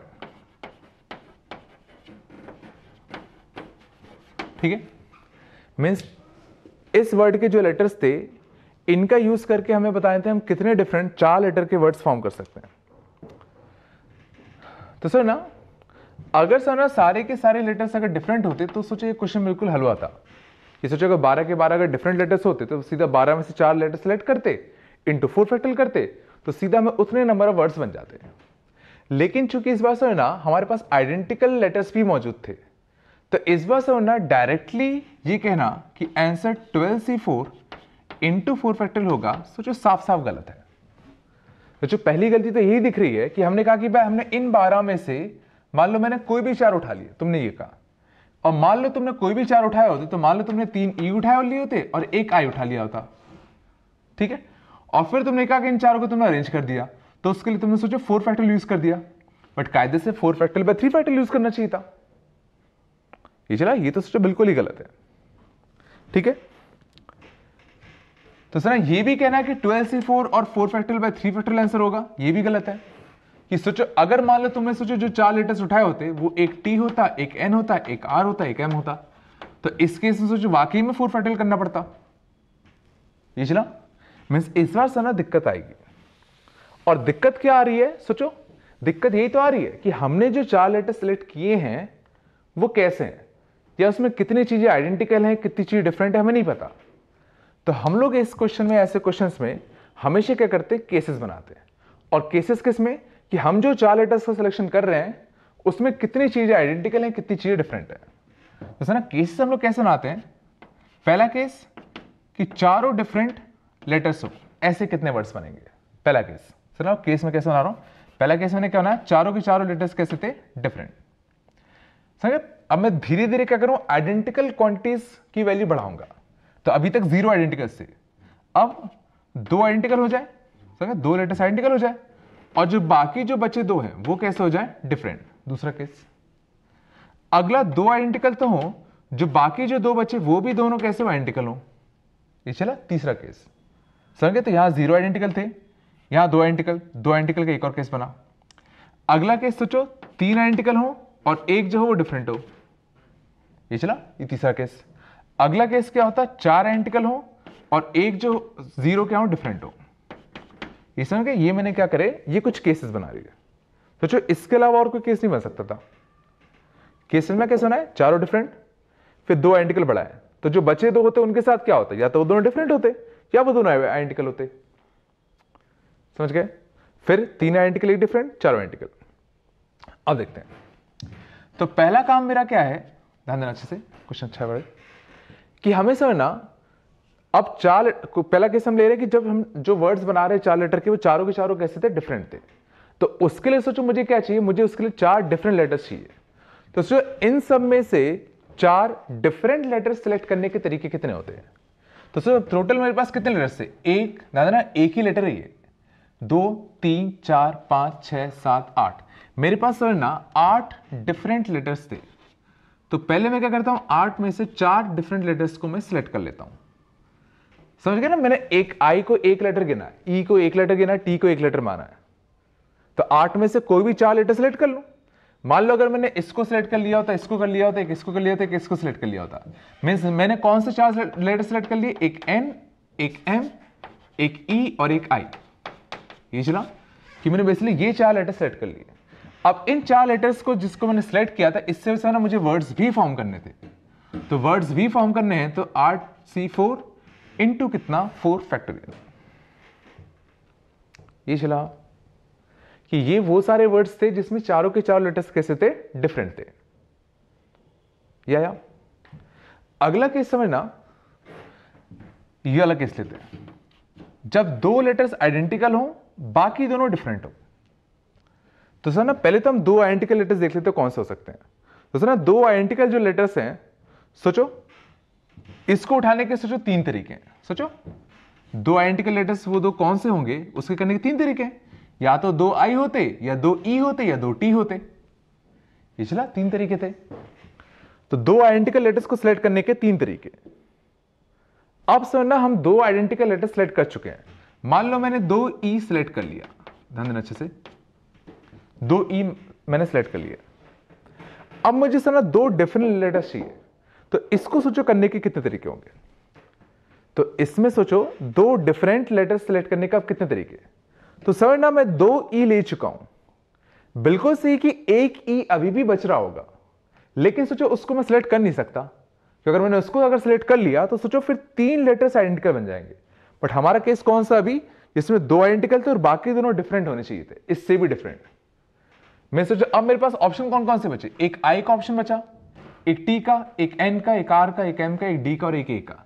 तो sir total 8 में से एक option कम हो गया, तो बचे कितने ऑप्शन? 7। तो इन 7 में से अब मैं कोई भी दो सिलेक्ट कर लूं। सोचो, अब मैं बचे 7 में से अगर कोई भी दो अगर सिलेक्ट करूंगा तो सोचो पक्का वो डिफरेंट होंगे ई से। तो देखो दो सेम आ गए, बाकी दो डिफरेंट आ गए। अगर मान लो जो ये 3C1 थे उसमें अगर मान लो मैंने दो आई अगर सिलेक्ट कर लिए होते तो इसका ऑप्शन कम हो जाता, फिर बचे ये 7 बचते, इन 7 में से फिर कोई दो ले लेते। ये चला। तो ये करने के बाद सोचो अब तुम्हारे पास दो आइडेंटिकल लेटर्स आ गए होंगे और दो सोचो डिफरेंट लेटर्स आ गए। मान लेते हैं एक ई आ गया, एक आर आ गया। अब सर ये अभी तुमने खाली सिलेक्ट किया है, अभी इससे वर्ड्स फॉर्म नहीं किए, तो अभी तुम्हें क्या करना पड़ेगा? इनको अरेंज करके वर्ड्स भी फॉर्म करने पड़ेंगे। और अब अच्छी बात क्या है कि हमें ये पता है कि ये जो हमने सिलेक्शन किया है इसमें दो आइडेंटिकल थे, दो डिफरेंट थे।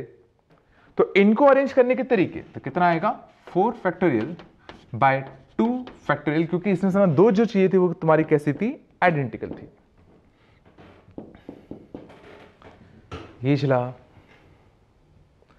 तो ये था तुम्हारा कितना? दूसरा केस। ठीक है, काफी अच्छा है, इसको समझने की कोशिश करना। तीसरा केस समझना, दो एक टाइप का आइडेंटिकल लेटर, दो दूसरे टाइप का आइडेंटिकल लेटर। तो इसको तो सीधा गिन सकते हो। तो या तो सोचो 2 आई 2 ई, या 2 ई 2 टी, या 2 टी 2 आई। सोचो यही 3 केस बन सकते हैं कि दो एक टाइप का आइडेंटिकल चाहिए, दो दूसरे टाइप का आइडेंटिकल चाहिए। तो या तो ये सिलेक्ट करोगे, या ये करोगे, या ये करोगे। तो सिलेक्ट करने के तरीके कितने होते हैं? 3C1। अब सिलेक्ट कर लिया, मान लो तुमने कोई भी सिलेक्ट, मान लो तुमने ये वाला सिलेक्ट कर लिया। अब इनसे बनने वाले वर्ड्स भी देखने पड़ेंगे। तो इनसे बनने वाले जो वर्ड्स होंगे वो कितने होंगे? 4 फैक्टोरियल बाय, इसमें दो एक टाइप का आइडेंटिकल, दो दूसरे टाइप का आइडेंटिकल। ठीक है, ये समझ में आया? ठीक है, अगला केस देखना, 3 आइडेंटिकल और एक डिफरेंट। तो सर 3 आइडेंटिकल लेटर सेलेक्ट करने का एक ही तरीका है, क्योंकि हमारे पास 3 आइडेंटिकल एक ही है, ई। तो सर मजबूरी है कि हमें 3 आई ही सिलेक्ट करने पड़ेंगे। तो 3 ई ही सिलेक्ट करने पड़ेंगे। तो इसका तरीका कितना होगा? 1C1। एक ही 3 का ग्रुप था हमारे पास आइडेंटिकल वाला। अब एक डिफरेंट करना है, तो एक डिफरेंट करने का तो इसका ऑप्शन खत्म हो गए, बचे कितने? 7 में से कोई भी एक ऑप्शन ले लो। तो कितना आता? 7C1। तो ये हमने क्या किया? 3 ई ले लिया और एक कोई डिफरेंट लेटर आ गया, मान लो ए आया था। अब इनको अरेंज करना पड़ता, तो इनको अरेंज करने कितने होते तुम्हारे? 4 फैक्टोरियल बाय कितना? 3 फैक्टोरियल। ये चला। और लास्ट के 4 आइडेंटिकल और 0 डिफरेंट। ये हो ही नहीं सकता कि हमारे पास कोई भी ऐसा लेटर नहीं है जो कि 4 बार रिपीट हो, तो इसका एक भी केस नहीं आएगा। तो फाइनल आंसर सिंपली क्या आएगा? इन सब का सम आता। ये चला। तो ऐसे क्वेश्चन करने का यही एक तरीका है जो सबसे अच्छा है। ठीक है, और इसमें भी सर ना हमने जो केसेस बनाया सर ना मैंने रैंडमली नहीं बनाया, मैं धीरे धीरे मैंने क्या करा? आइडेंटिकली क्वांटिटीज को बढ़ाता चला गया। तो पहले 0 आइडेंटिकल, 1 आइडेंटिकल का सेंस होता नहीं है, फिर 2 आइडेंटिकल, फिर 2 आइडेंटिकल में जितने केस बने वो बना दिए, फिर 3 आइडेंटिकल वाले केसेस बना दिए सारे, फिर 4 आइडेंटिकल जो कि बने नहीं। ये चला हमने क्या क्या किया। ठीक है, यहां तक कोई दिक्कत तो नहीं? चलो, है ना, आगे चले और देखना, एक और बताना सही आ जाएगा। हाँ, देन जैसे वाला क्वेश्चन होता, number of ways of selecting 5 letters from the word independence. इस वर्ड से कितने डिफरेंट तरीके से हम लोग 5 लेटर्स को सिलेक्ट कर सकते हैं? मान लो क्वेश्चन है रिजल्ट है ना, सिंपली क्वेश्चन जो था वो सिलेक्टिंग का था, हमें वर्ड्स फॉर्म नहीं करने थे। बट दिक्कत अभी भी आएगी सर ना, इसमें डायरेक्टली हम लोग नहीं कर सकते सर ना। जितने लेटर्स हैं, कितने लेटर्स हैं? 1 2 3 4 5 6 7 8 9 10 11 12, अभी भी 12 लेटर्स थे। इसमें देख लेते हैं कौन कितनी बार है। एन, तो एन 1 2 3, 3 एन है। ठीक है, ई 1 2 3 4, 4 ई है। ठीक है ना, और कोई है 2 बार? लगता नहीं रहा। ठीक है, एक आई था। ठीक है, डी है 2 बार, 1 2 बार डी है अपना। ठीक है, आई हो गया, पी है ना, आई पी सी। ठीक है, 3 4 7 2 9 और 3 12, सही, ये है हमारे पास। तो इस बार से ना क्वेश्चन था कि number of ways of selecting 5 letters.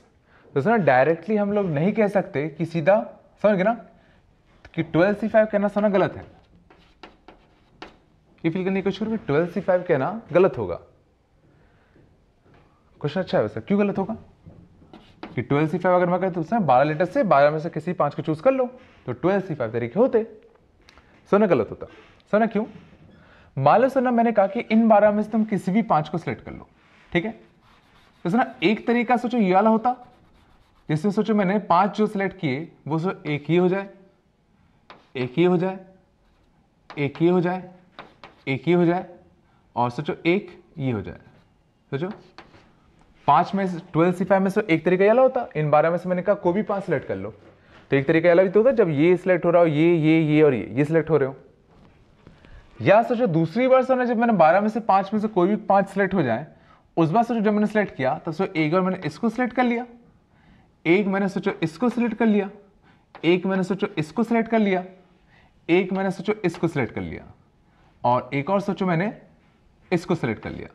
तो ये जो तरीका था वो पिछले तरीके से डिफरेंट था। समझ गए ना कि मैंने जब 12C5 का, ठीक है, तो कोई 12 में से कोई 5 आ जाए तो ये 5 आए तो अलग चीज से, ये 5 अलग है। लेकिन सोचो जो सिलेक्टेड लेटर्स है वो देखो IEPNN, और अभी कौन से IEPNN में जो सिलेक्टेड लेटर्स हैं वो अभी भी सेम है। में जो सिलेक्शन था वो डिफरेंट नहीं था, वो सामने वाले को तो सेम ही लगेगा कि तुमने पहले भी सोचो जो लेटर सिलेक्ट किए थे अभी भी तुमने वही लेटर सिलेक्ट किए हैं। समझ गए?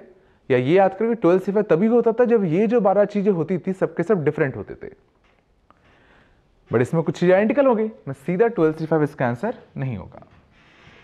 तो वापस से, तो कभी भी समझना अगर आइडेंटिकल चीजों के ग्रुप में से अगर तुम्हें कुछ सिलेक्शन अगर करना है तो हमेशा केसेस बनेंगे, और केसेस हमेशा हम लोग प्रॉपर ऑर्डर वाइज बनाएंगे। तो पहला केस, अगर हमने 5 डिफरेंट सिलेक्ट किए होते, अब मैं क्या करूंगा, एक एक करके आइडेंटिकल वाली चीज बढ़ाऊंगा। अगला केस, अगर तुमने 2 आइडेंटिकल ले लिए होते तो 2 आइडेंटिकल लेते जो बचे 3 होते, या तो वापस से सबके सब डिफरेंट होते, या जो तुमने 2 आइडेंटिकल लिए थे उसमें जो होते अगले बचे जो 2 होते वो 2 आइडेंटिकल होते और एक डिफरेंट होता, या जो तुमने 2 आइडेंटिकल लिए थे वो और जो बचे 3 होते वो तीनों आइडेंटिकल होते। तो सही, ये कौन से केस थे जब 2 आइडेंटिकल लिए। अगला केस, 3 आइडेंटिकल लो, तो 3 आइडेंटिकल लोगे तो जो बचे 2 हैं वो दोनों डिफरेंट हो, या 3 आइडेंटिकल लोगे तो जो बचे 2 हों वो दोनों कैसे हो, आइडेंटिकल हो।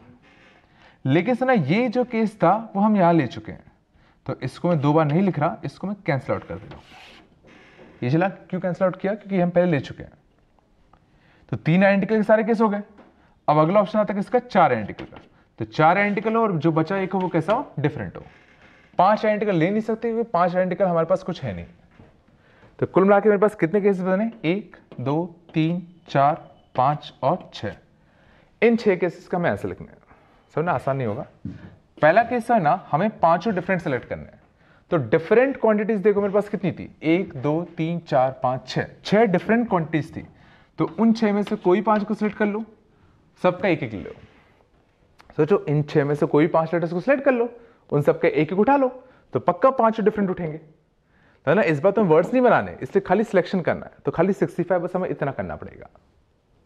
ये चला। अगला देखना, अगले में 2 तुम्हें आइडेंटिकल टाइप की चीजें चाहिए, 3 डिफरेंट चाहिए। तो पहले सोचो 2 जो आइडेंटिकल तुम्हें चीजें लेनी है वो 2 आइडेंटिकल चीजें कितने डिफरेंट तरीके से ले सकते हो। तो इस सब में से ना 2 आइडेंटिकल चीजें उठाने के कितने तरीके हैं, या तो 2D उठाओगे, या तो 2N, या 2E। तो सोचो 2 आइडेंटिकल चीजें उठाने के तुम्हारे पास 3 तरीके थे। ये चला, या 2D, या 2N, या 2E, 3 तरीके। समझ गए, 3C1। अब सर तुमने 2 आइडेंटिकल चीज उठा ली, मान लो तुमने 2N उठा ली, मान लो। अब तुम्हें ना बाकी जो 3 चीजें उठानी है वो तीनों डिफरेंट उठानी है। अब इनको करने के तरीके कितने हमें वो देखना है। तो सर तुम 2N उठा चुके हो, तो सोचो अब तुम इसमें से नहीं उठा सकते, समझ गए, कि तीसरा भी अगर उठा लोगे तो 2 से ज्यादा आइडेंटिकल हो जाएंगे। बट हम ये वाले केस की बात करें जब हमें 2 ही आइडेंटिकल रखने थे। ये चला, तो इसका ऑप्शन खत्म हो गया। अब तुम्हें 3 डिफरेंट चीजें चाहिए, तो डिफरेंट एंटिटीज हैं कितनी, 1 2 3 4 5 5। तो इन 5 में से कोई भी 3 को सिलेक्ट करो, सबका एक एक उठा लो। ये चला, कि अब इन 5 में से कोई भी 3 को सिलेक्ट कर रहे हैं। सोचो, जैसे अगर मान लो तुमने इसको सिलेक्ट किया, इसको सिलेक्ट किया और इसको सिलेक्ट किया, तो क्या करेंगे, एक डी उठा लेंगे, एक आई उठा लेंगे, एक सी उठा लेंगे। तो 2 एक टाइप के आ गए, बाकी तीनों कैसे आ गए, डिफरेंट आ गए। ये थोड़ा सा मुश्किल है, सोचने की कोशिश करो। ये चला, ठीक है। अगला इसमें काफी अच्छा था।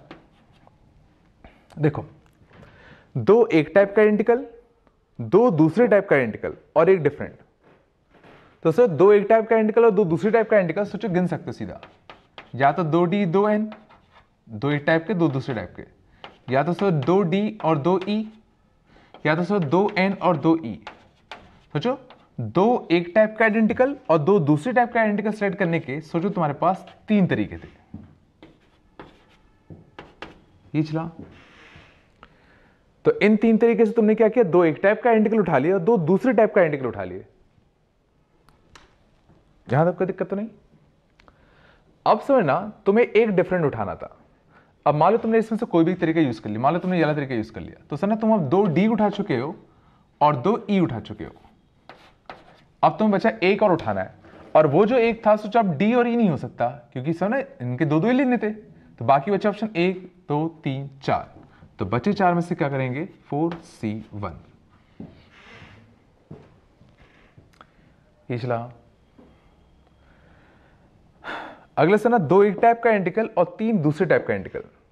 तो पहले से ना मैं 3 आइडेंटिकल लेने की कोशिश करता हूं। तो सर 3 एक टाइप का आइडेंटिकल लेने के कितने तरीके हैं, 2 तरीके। या तो तुम 3N लेते, या तो तुम 3E लेते। तो जो 3D तो है नहीं हमारे पास। तो 3 एक टाइप का आइडेंटिकल लेने के कितने तरीके होते हैं, 2C1। मान लो तुमने कोई भी एक तरीका चूज कर लिया, मान लो तुमने चूज कर लिया ये वाला, ठीक है ना, मान लो ये वाला चूज कर लिया तुमने, 3N चूज कर लिया। अब समझना, तुम्हें 2 बाकी जो बचे 2 हैं वो भी आइडेंटिकल लेने हैं। तो अब सर वो 2 आइडेंटिकल, सर ना अब तुम सोचो 3N ले चुके हो, सर ना अब तुम 3N ले चुके हो, तो सर ना अब तुम्हें बाकी 2 आइडेंटिकल और चाहिए, और वो जो 2 आइडेंटिकल होंगे या तो 2D होंगे या तो वो 2E होंगे। तो इसको करने के तरीके भी कितने होते, 2C1। पता नहीं आ रहा कि नहीं आ रहा, ठीक है। अगला केस यहां पे 3 एक टाइप का आइडेंटिकल। तो 3 एक टाइप का आइडेंटिकल अभी देखा था हमने, या तो 3N होंगे या 3E होंगे। तो कितने होंगे, 2C1। मान लो तुमने कोई भी तरीका चूज कर लिया, मान लो तुमने 3N ले लिया। अब 2 डिफरेंट लेने हैं, तो 2 डिफरेंट लेने के 1 2 3 4 5, इन 5 में से 2 डिफरेंट लेने थे। तो कितना आता, 5C2। ये चला। अगला सुन ना, 4 आइडेंटिकल एक डिफरेंट। तो 4 आइडेंटिकल लेने के एक ही तरीका है, 4 E ले लो, एक डिफरेंट। तो बचे जो 5 है उनमें से कोई भी एक आ जाए, 5C1। तो इन सबका सम आंसर होता, तो आएगा कितना, देख लेते हैं। 6 10 और 3 30, 4 और 3 12, 2 और 2 4, 10 और 2 20, ये कितना 5, ठीक है। तो कितना आएगा, 30 36 48 52 72 77। पता नहीं, लगता ऐसे ही रहा। तो इसका आंसर तुम्हारा कितना आ गया, 77, ठीक है। देख लेना मैं कुछ गड़बड़ ना कर दी मैंने।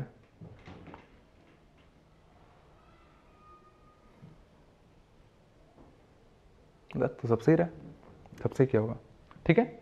तो ये समझ में आया हमने कैसे किया, ठीक है ना। ये सिंपली केसेस बनाओ और फिर ये सब करो, ठीक है। ये सोचना इतना आसान है नहीं, वो भी मैं बता रहा हूँ इसलिए सिंपल लग रहा है, खुद से करने जाओगे तो मुश्किल लगेगा। तो ये क्वेश्चन होने के बाद एक बार एक रफ कॉपी लो, उसमें खुद से फिर अब क्या करो, इस क्वेश्चन को दोबारा करने की कोशिश करो, और भूल जाओ तुम्हें कुछ याद है, मीन्स ब्लैंक माइंड रख के अब दोबारा तुम्हें लॉजिक समझ में आ कैसे करना है, अब एक बार खुद से करने की कोशिश करो। तो इसमें देखो फंस का रहे हो, और जहां भी फंस रहे हो ना, फिर उसको डाउट्स क्लास में पूछ लेना कि सर आपने ये कैसे सोचा कि इसमें ये किया, ये क्यों नहीं किया। तब समझना तुम्हें समझ में आया कि भाई हमने ये चीज़ क्यों नहीं की, और जहां भी फंस रहे हो उसको फिर डिस्कस कर लेना, समझ गए ना। तो एक बार ब्लैंक पेज लेके दोबारा से इस क्वेश्चन को दोबारा से ट्राई करने की कोशिश करो, ठीक है ना, पक्का फंसोगे, ठीक है ना। चलो, तो ये लॉजिक क्लियर सबको। ठीक है, आगे चले। ठीक है, चलो आगे देखना, इसको हटा रहा है ना। हाँ देखना, अगला क्वेश्चन देखना, find rank of the word marble. तो सर रैंक सिंपली क्या होती है, मान लो ये एक वर्ड हमें दे रखा है मार्बल, हमें इस वर्ड की रैंक फाइंड करनी है।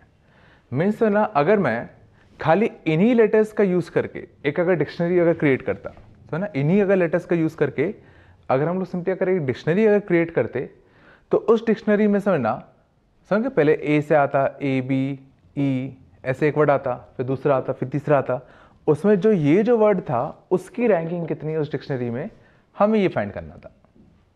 समझ गए क्वेश्चन क्या है? तो समझना सिंपली इस केस में क्या करते हैं, समझ गए ना, कि अगर इन लेटर्स का यूज करके सिंपली अगर तुम एक डिक्शनरी बनाओगे तो उसमें इस वर्ड की रैंकिंग क्या होगी, तुम्हें बेसिकली ये फाइंड करनी है। देखना ऐसे क्वेश्चन को करने के लिए क्या करते हैं रैंकिंग टाइप के। तो देखो सबसे पहले से जो डिक्शनरी में से ना, देखो 6 लेटर के वर्ड्स हैं, तो डिक्शनरी में हर एक जो वर्ड होगा वो 6 लेटर का होगा। तो सोचो सबसे पहले डिक्शनरी में से ना जो वर्ड्स आएंगे, सबसे पहले से जो वर्ड्स आएंगे वो ए से स्टार्ट होंगे डिक्शनरी में, फिर वो बी से स्टार्ट होंगे, फिर ई से होंगे एंड सो ऑन। तो पहले से ना इनमें जो अल्फाबेटिकल ऑर्डर है वो लिख लेता हूँ मैं। ए होगा अल्फाबेटिकल ऑर्डर में, फिर बी होगा, फिर अपना ई होगा, फिर अपना एल होगा, फिर एम होगा, फिर आर होगा। ये समझे इन लेटर्स का ये अल्फाबेटिकल ऑर्डर था। तो पहले सोचो डिक्शनरी में जितने भी वर्ड्स होंगे सब ए से स्टार्ट होने वाले होंगे, फिर बी से स्टार्ट होने वाले वर्ड्स आएंगे, फिर ई से स्टार्ट होने वाले वर्ड्स आएंगे, फिर एल से स्टार्ट होने वाले वर्ड्स आएंगे, फिर जाके एम से स्टार्ट होने वाले वर्ड्स आएंगे। तो हमारा सोचो जो वर्ड होगा वो तो एम से स्टार्ट होने वाला वर्ड्स होगा। तो हम ये देख रहे हैं कि इस वर्ड के स्टार्ट होने से पहले कितने वर्ड्स खत्म हो गए। समझ गए कि हमारा जो वर्ड था ना मार्बल, उससे पहले मैं कितने वर्ड्स लिख चुका हूं, मैं ये देख रहा हूं। तो पहले तो समझना ए से स्टार्ट होने वाले जितने भी वर्ड्स होते हैं उनको देख लेते हैं। तो देखते हैं ए से स्टार्ट होने वाले कितने वर्ड्स थे। तो क्यों ना मैं ए को यहां फिक्स कर दूं। तो यहां पे ए को फिक्स करने का एक तरीका, अब ए फिक्स हो गया, बाकी पांचों में कोई दिक्कत नहीं थी, तो बाकी पांचों को सीधा मैं अरेंज कर दूं 5 फैक्टोरियल तरीके से। मीन सोचो ए से स्टार्ट होने वाले ऐसे 120 वर्ड्स होते हैं। चला 120 वर्ड्स क्या होते, ए से स्टार्ट होते, तब तक तो मार्बल का नंबर पक्का नहीं आएगा। तो 120 वर्ड्स तो निकल गए। अगला जो नंबर आता डिक्शनरी में, सोचो बी वालों का आता। तो सोचो बी से स्टार्ट होने वाले कितने वर्ड्स हैं, मैं ये देख लेता हूं। तो सोचो बी से स्टार्ट होने वाले भी, बी को फिक्स करने का एक तरीका, बाकी को अरेंज कर दो। तो सोचो बी से स्टार्ट होने वाले भी सोचो 120 वर्ड्स ही होते। चला कि बी से स्टार्ट होने वाले कितने वर्ड्स होते तुम्हारे, 120 वर्ड्स होते। तो इनका भी नंबर चला गया। फिर जाके सोचो अगला जो नंबर आता है किसका आता, ई का आता। तो सोचो ई से स्टार्ट होने वाले भी जो वर्ड्स होते वो भी सोचो कितने होते, 120 ही होते। एल से सोचो स्टार्ट होने वाले भी वर्ड्स जो होते वो कितने होते, 120 ही होते। मैं सोचो अभी तक 480 वर्ड्स हो गए। तो 480 वर्ड्स में सोचो अभी तक हमारा वर्ड नहीं आया, ये चला। अब एल से स्टार्ट होने वाले सारे वर्ड्स भी खत्म हो गए। तो ये सुनिए कोशिश करना कि 480वां जो वर्ड होगा वो एल से स्टार्ट होने वाला आखिरी वर्ड होगा। ये चला मिस 481वां, सही, इसके बाद जो अगला होगा मिस 481 वर्ड जो होता वो तुम्हारा किससे स्टार्ट होता, एम से स्टार्ट होगा। तो सुना अब हम लोग क्या करें, अब हमें एम से मिल गया, तो ये तो हमने फिक्स कर दिया। अब हम लोग देखते हैं अगला हमें लेटर क्या चाहिए। अगला हमें चाहिए था मार्बल के हिसाब से ए चाहिए था, और डिक्शनरी में भी सोचो एम अगर हो गया, सर एम हमारा फिक्स हो गया। अब अगला लेटर से डिक्शनरी में क्या आता, ए आता, और हमें ए ही चाहिए था। तो सोचो ए भी फिक्स हो गया। ये चला कि डिक्शनरी में अगला जो लेटर आता वो क्या था, ए ही आता, और हमें ए ही चाहिए था, ए भी फिक्स हो गया। लेकिन सोचो डिक्शनरी में एम ए के बाद सोचो जो लेटर आता वो आता अपना बी, बट हमें जो चाहिए था वो क्या चाहिए था, एम ए के बाद क्या था, बी आता, बट हमें क्या चाहिए था, आर चाहिए था। तो अब मैं क्या कर रहा हूं सुना, ये देखने की कोशिश कर रहा हूं कि एम ए बी से स्टार्ट होने वाले ऐसे कितने वर्ड्स होंगे। तो एम ए बी से स्टार्ट होने वाले कितने वर्ड्स होते, तो एम ए बी को यहां फिक्स कर दो एक तरीका, बाकी बचे 3, कोई दिक्कत नहीं। तो इनको अरेंज करने के 3 फैक्टोरियल मींस ऐसे 6 वर्ड्स होते जो एम ए बी से स्टार्ट होते। ये चला अगला नंबर सोचो किसका आता, एम ए बी के बाद, एम ए बी के बाद आता नंबर एम ए ई का, बट हमें एम ए आर चाहिए था। तो एम ए ई से भी स्टार्ट होने कितने वर्ड्स होते, 6 वर्ड्स होते। फिर नंबर किसका आता, एम ए एल का, तो MAL से भी स्टार्ट होने वाले कितने वर्ड्स होते? 6 ही वर्ड्स होते, तो इनको भी खत्म कर दो। फिर अगला जो नंबर आता वो किसका आता? MAR का, और हमें MAR ही चाहिए था, तो R भी फिक्स हो गया। और फिर सोचो डिक्शनरी में कौन सा आता? B आता, और हमें कौन चाहिए था? B ही चाहिए था, तो सोचो B भी फिक्स हो गया। बट सोचो डिक्शनरी में, और उसके बाद सोचो डिक्शनरी में क्या आता? सही लिखा ना मैंने? हाँ ठीक है, मुझे इसका चाहिए था, मुझे LE का चाहिए था, बट उसके बाद सोचो जो डिक्शनरी में आता, मैंने लिखा क्या है पता नहीं, मार्बेल क्यों लिख दिया मैंने। ठीक है चलो मान लो जो भी लिखा है, चलो मान लो जो भी लिखा है, हमें ना इसका डिक्शनरी में चाहिए था, बस इसके पास डिक्शनरी में कौन सा था? इसका डिक्शनरी में जो अगला वर्ड आता वो EL आता। मैं हमें ये वाला वर्ड नहीं चाहिए, हमें इसका जो अगला वर्ड होता हमें वो चाहिए था, MARBLE।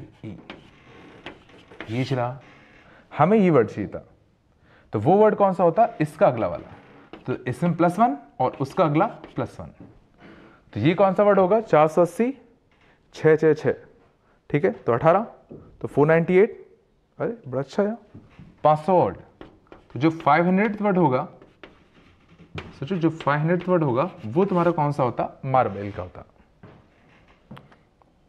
तरीका समझ में आया? ठीक है, मैं सिंपली हमें जो चाहिए और जो हमें लगातार मिलता आ रहा है, तो अगर डिक्शनरी वाला मैच कर गया तो उसको फिक्स कर दो, नहीं तो फिर उससे स्टार्ट होने वाले कितने वर्ड्स होते हैं उन सबको सीधा ऐड करते चलो। ठीक है, ये समझ में आया? जैसे मैं एक और ले लेता हूं, मान लो था स्टडी, हमें इसकी रैंकिंग निकालनी मान लो। ठीक है, तो पहले तो अल्फाबेटिकल ऑर्डर में देख लेते हैं। तो अल्फाबेटिकल ऑर्डर में कौन कौन से आते? D आता, फिर S आता, फिर T आता, फिर U आता, फिर Y आता। ये अल्फाबेटिकल ऑर्डर होता। ये तो बहुत जल्दी आ जाएगा। ठीक है, ये देखना, तो सना सबसे पहले डिक्शनरी में सना सबसे पहले जो लेटर स्टार्ट होते किससे होते? D से होते। तो D से स्टार्ट होने जितने भी वर्ड्स उनको खत्म कर लो। तो D को फिक्स करा, तो बाकी इन चार जगह भरने के तरीके होते 4 फैक्टोरियल, तो कितने वर्ड्स आते? 24। अगला जो नंबर होता वह S का ही होता, और हमें S ही चाहिए था, S फिक्स हो गया। समझ गए?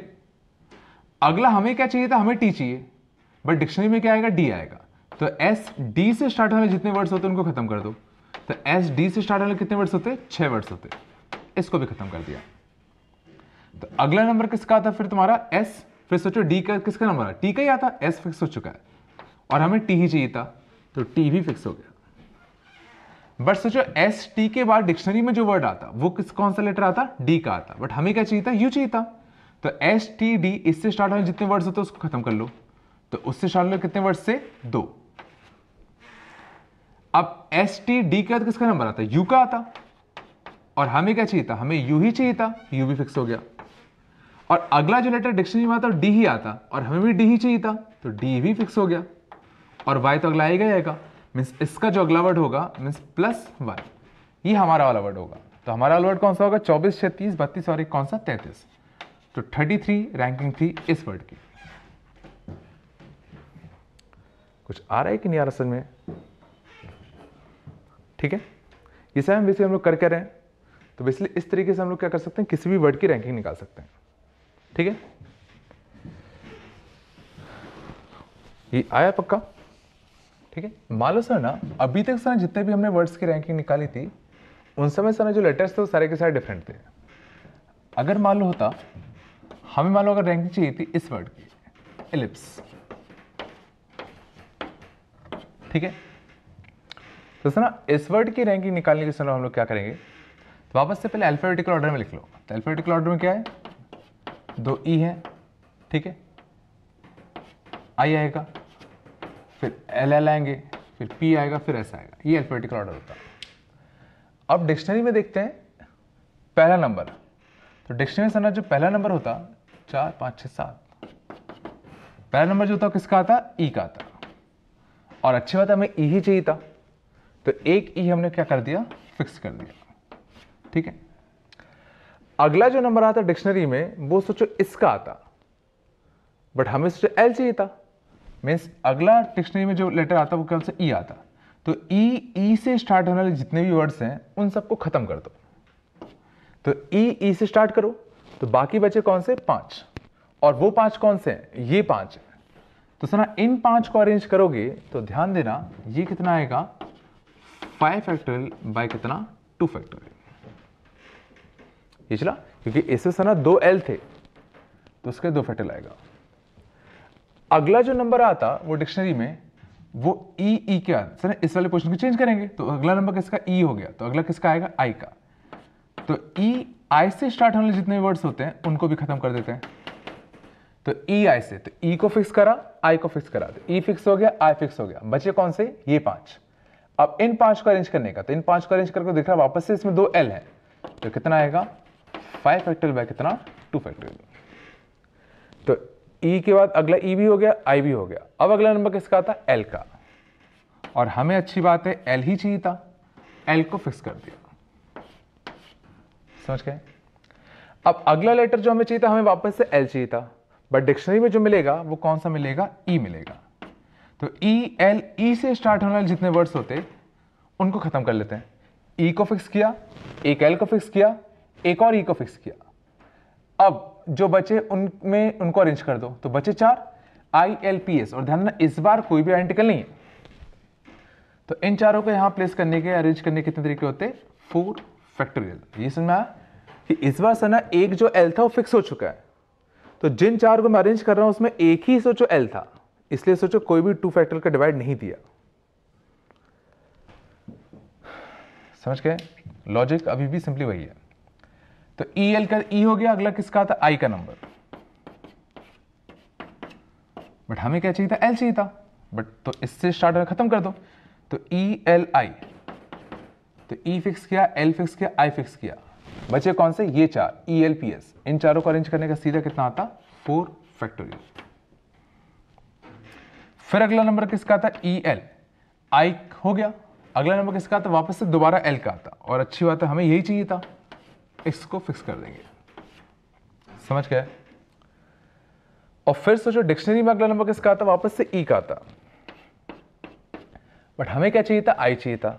तो ई एल एल ई, इससे स्टार्ट होने कितने वर्ड्स होते, तो ई फिक्स किया, एल फिक्स किया, एल फिक्स किया, ई फिक्स किया, बचे कौन से आई पी एस। इनको अरेंज कर दो तो कितना आता 3 फैक्टोरियल।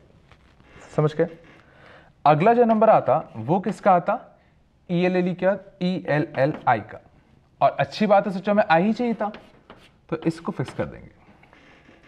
लेकिन डिक्शनरी में ई एल एल आई, तो बचा अगला नंबर किसका आएगा ई का, बट हमें क्या चाहिए था पी चाहिए था। तो ई एल एल आई ई, इससे स्टार्ट होने कितने वर्ड्स होते 2 फैक्टोरियल। समझ गए। अगला जो नंबर आता ई एल एल आई ई के बाद पी का आता, और हमें पी ही चाहिए था तो पी को भी फिक्स कर दिया। लेकिन फिर डिक्शनरी में जो अगला लेटर आता वो ई से स्टार्ट होता। समझ गए। बट इससे स्टार्ट होने कितने वर्ड्स थे, एक ही वर्ड होता। इसका जो अगला वर्ड होता वो सोचो हमारा वाला वर्ड होता, मीन्स इसके बाद +1 और। समझ गए। तो हमारा जो आंसर आएगा वो सिंपली क्या आएगा, इन सब का सम आएगा। तो बेसिक जो तरीका था इस क्वेश्चन को करने का वो बेसिकली कुछ ही होता है। ठीक है, उम्मीद है ये अलग लॉजिक समझ में आ गया होगा। ठीक है, यहां तक कोई दिक्कत नहीं किसी को। समझ गए ना कि सिंपली डिक्शनरी में जो लेटर आते जाएं पहले उसको फिक्स करते चलो। अगर हमारा वाला लेटर नहीं है तो सिंपली उससे स्टार्ट होने जितने भी वर्ड्स हैं उसको खत्म कर दो, फिर अगले लेटर पे आ जाओ, एंड सो ऑन, ऐसे करते चलो। ठीक है।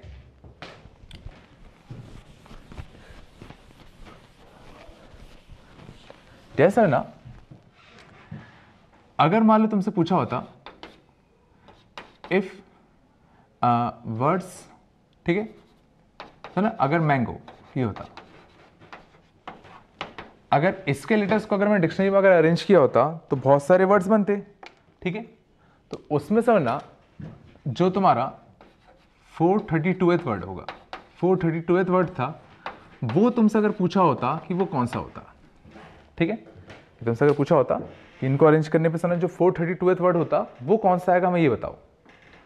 ठीक है, तो उसको बताने के समय क्या करते, देखो, तो वापस सेम लॉजिक, पहले क्या करो, इसको अल्फाबेटिकल ऑर्डर में लिख लो। तो ए आएगा, ठीक है, जी आएगा, फिर एन आएगा, ओ आएगा, एम कहाँ गया, एम भी तो आएगा, M आएगा, फिर N आएगा, फिर O आएगा। ये इनके अल्फाबेटिकल ऑर्डर होते हैं। हमेशा ना हमें 432th वर्ड तक पहुंचना था, ठीक है। तो पहले तो मैं क्या कर रहा हूं, देखो A से स्टार्ट होने देख लेते हैं कितने वर्ड। 430 तो बहुत ज़्यादा हो गया, 24 बहुत कम आ गया। तो मान लो 80th होगा, 80th वर्ड पूछा होता कौन सा होगा, ठीक है। तो पहले तो मैं क्या कर रहा हूँ, A से स्टार्ट होने वाले जितने वर्ड्स हैं वो देख लेता हूँ। तो A से स्टार्ट होने वाले कितने वर्ड्स होते हैं, 4 फैक्टोरियल मीन्स 24 वर्ड्स होते, मीन्स 24वें वर्ड तक तो A ही चलता। फिर अगला जो नंबर आता किसका आता, G का आता। तो G से भी चलने वाले कितने वर्ड्स होते, 24 ही होते। फिर अगला जो नंबर आता किसका आता, M का ही आता। तो M से चलने वाले भी कितने वर्ड्स होते, 24 ही होते। तो अभी तक कितने वर्ड्स हो गए, 24 24 24 मीन्स कितने, 72। हमें पहुंचना है 80 तक। अगला नंबर किसका था, N। तो N से स्टार्ट होने वाले भी सोचो 24 होते, बट अगर 24 अगर मैं निकल जाता तो 96 पे पहुंच जाता, बट मुझे 80 तक ही जाना है। मैं सर ना इसके सारे वर्ड्स तो नहीं होंगे, बस हमारा जो वर्ड होगा पक्का N से स्टार्ट होगा। तो यहां पर रुक गए। अब हम क्या करेंगे, यहां से बढ़ाएंगे। तो N के बाद सोचो डिक्शनरी में किसका नंबर आता, वापस से N को फिक्स कर दिया। N का किसका नंबर आता, A का। तो देखते हैं N A से स्टार्ट होने वाले कितने वर्ड्स होते। तो N A से स्टार्ट होने वाले सोचो 6 वर्ड्स होते। तो 24 और 6 समझ गए ना, सॉरी 72 और 6 कितने हो गए, 78। मतलब 78वें वर्ड तक आ गए। अगला नंबर किसका आता, एन ए के बाद एन जी का आता, एन जी का आता। अब एन जी से स्टार्ट होने वाले सोचो कितने वर्ड्स होते, 6 होते। अगर हम 6 के 6 अगर आगे चले गए होते तो 84 में पहुंच गए होते, बट हमें से ना 2 आगे और जाना है। तो 2 आगे और जाना था, तो इसका जस्ट अगला कौन सा हो गया, एन फिक्स हो गया, जी फिक्स हो गया। तो अगला वर्ड कौन सा होता है, ए एम ओ। ये 79th वर्ड होता, और जो 80वां वर्ड होता उसमें कौन सा, सिंपली इन दोनों को रिप्लेस कर दो। तो ओ एम, एन जी ए ओ एम, ये तुम्हारा कौन सा वर्ड होता, इसका 80th वर्ड होता, ठीक है। इसलिए हमने क्या किया, तरीका से मैं बेसिकली लॉजिक कहते इसका। तो इसको बेसिस हम लोग कुछ इस तरीके से कर सकते हैं, ठीक है। यहां तक कोई दिक्कत है किसी को?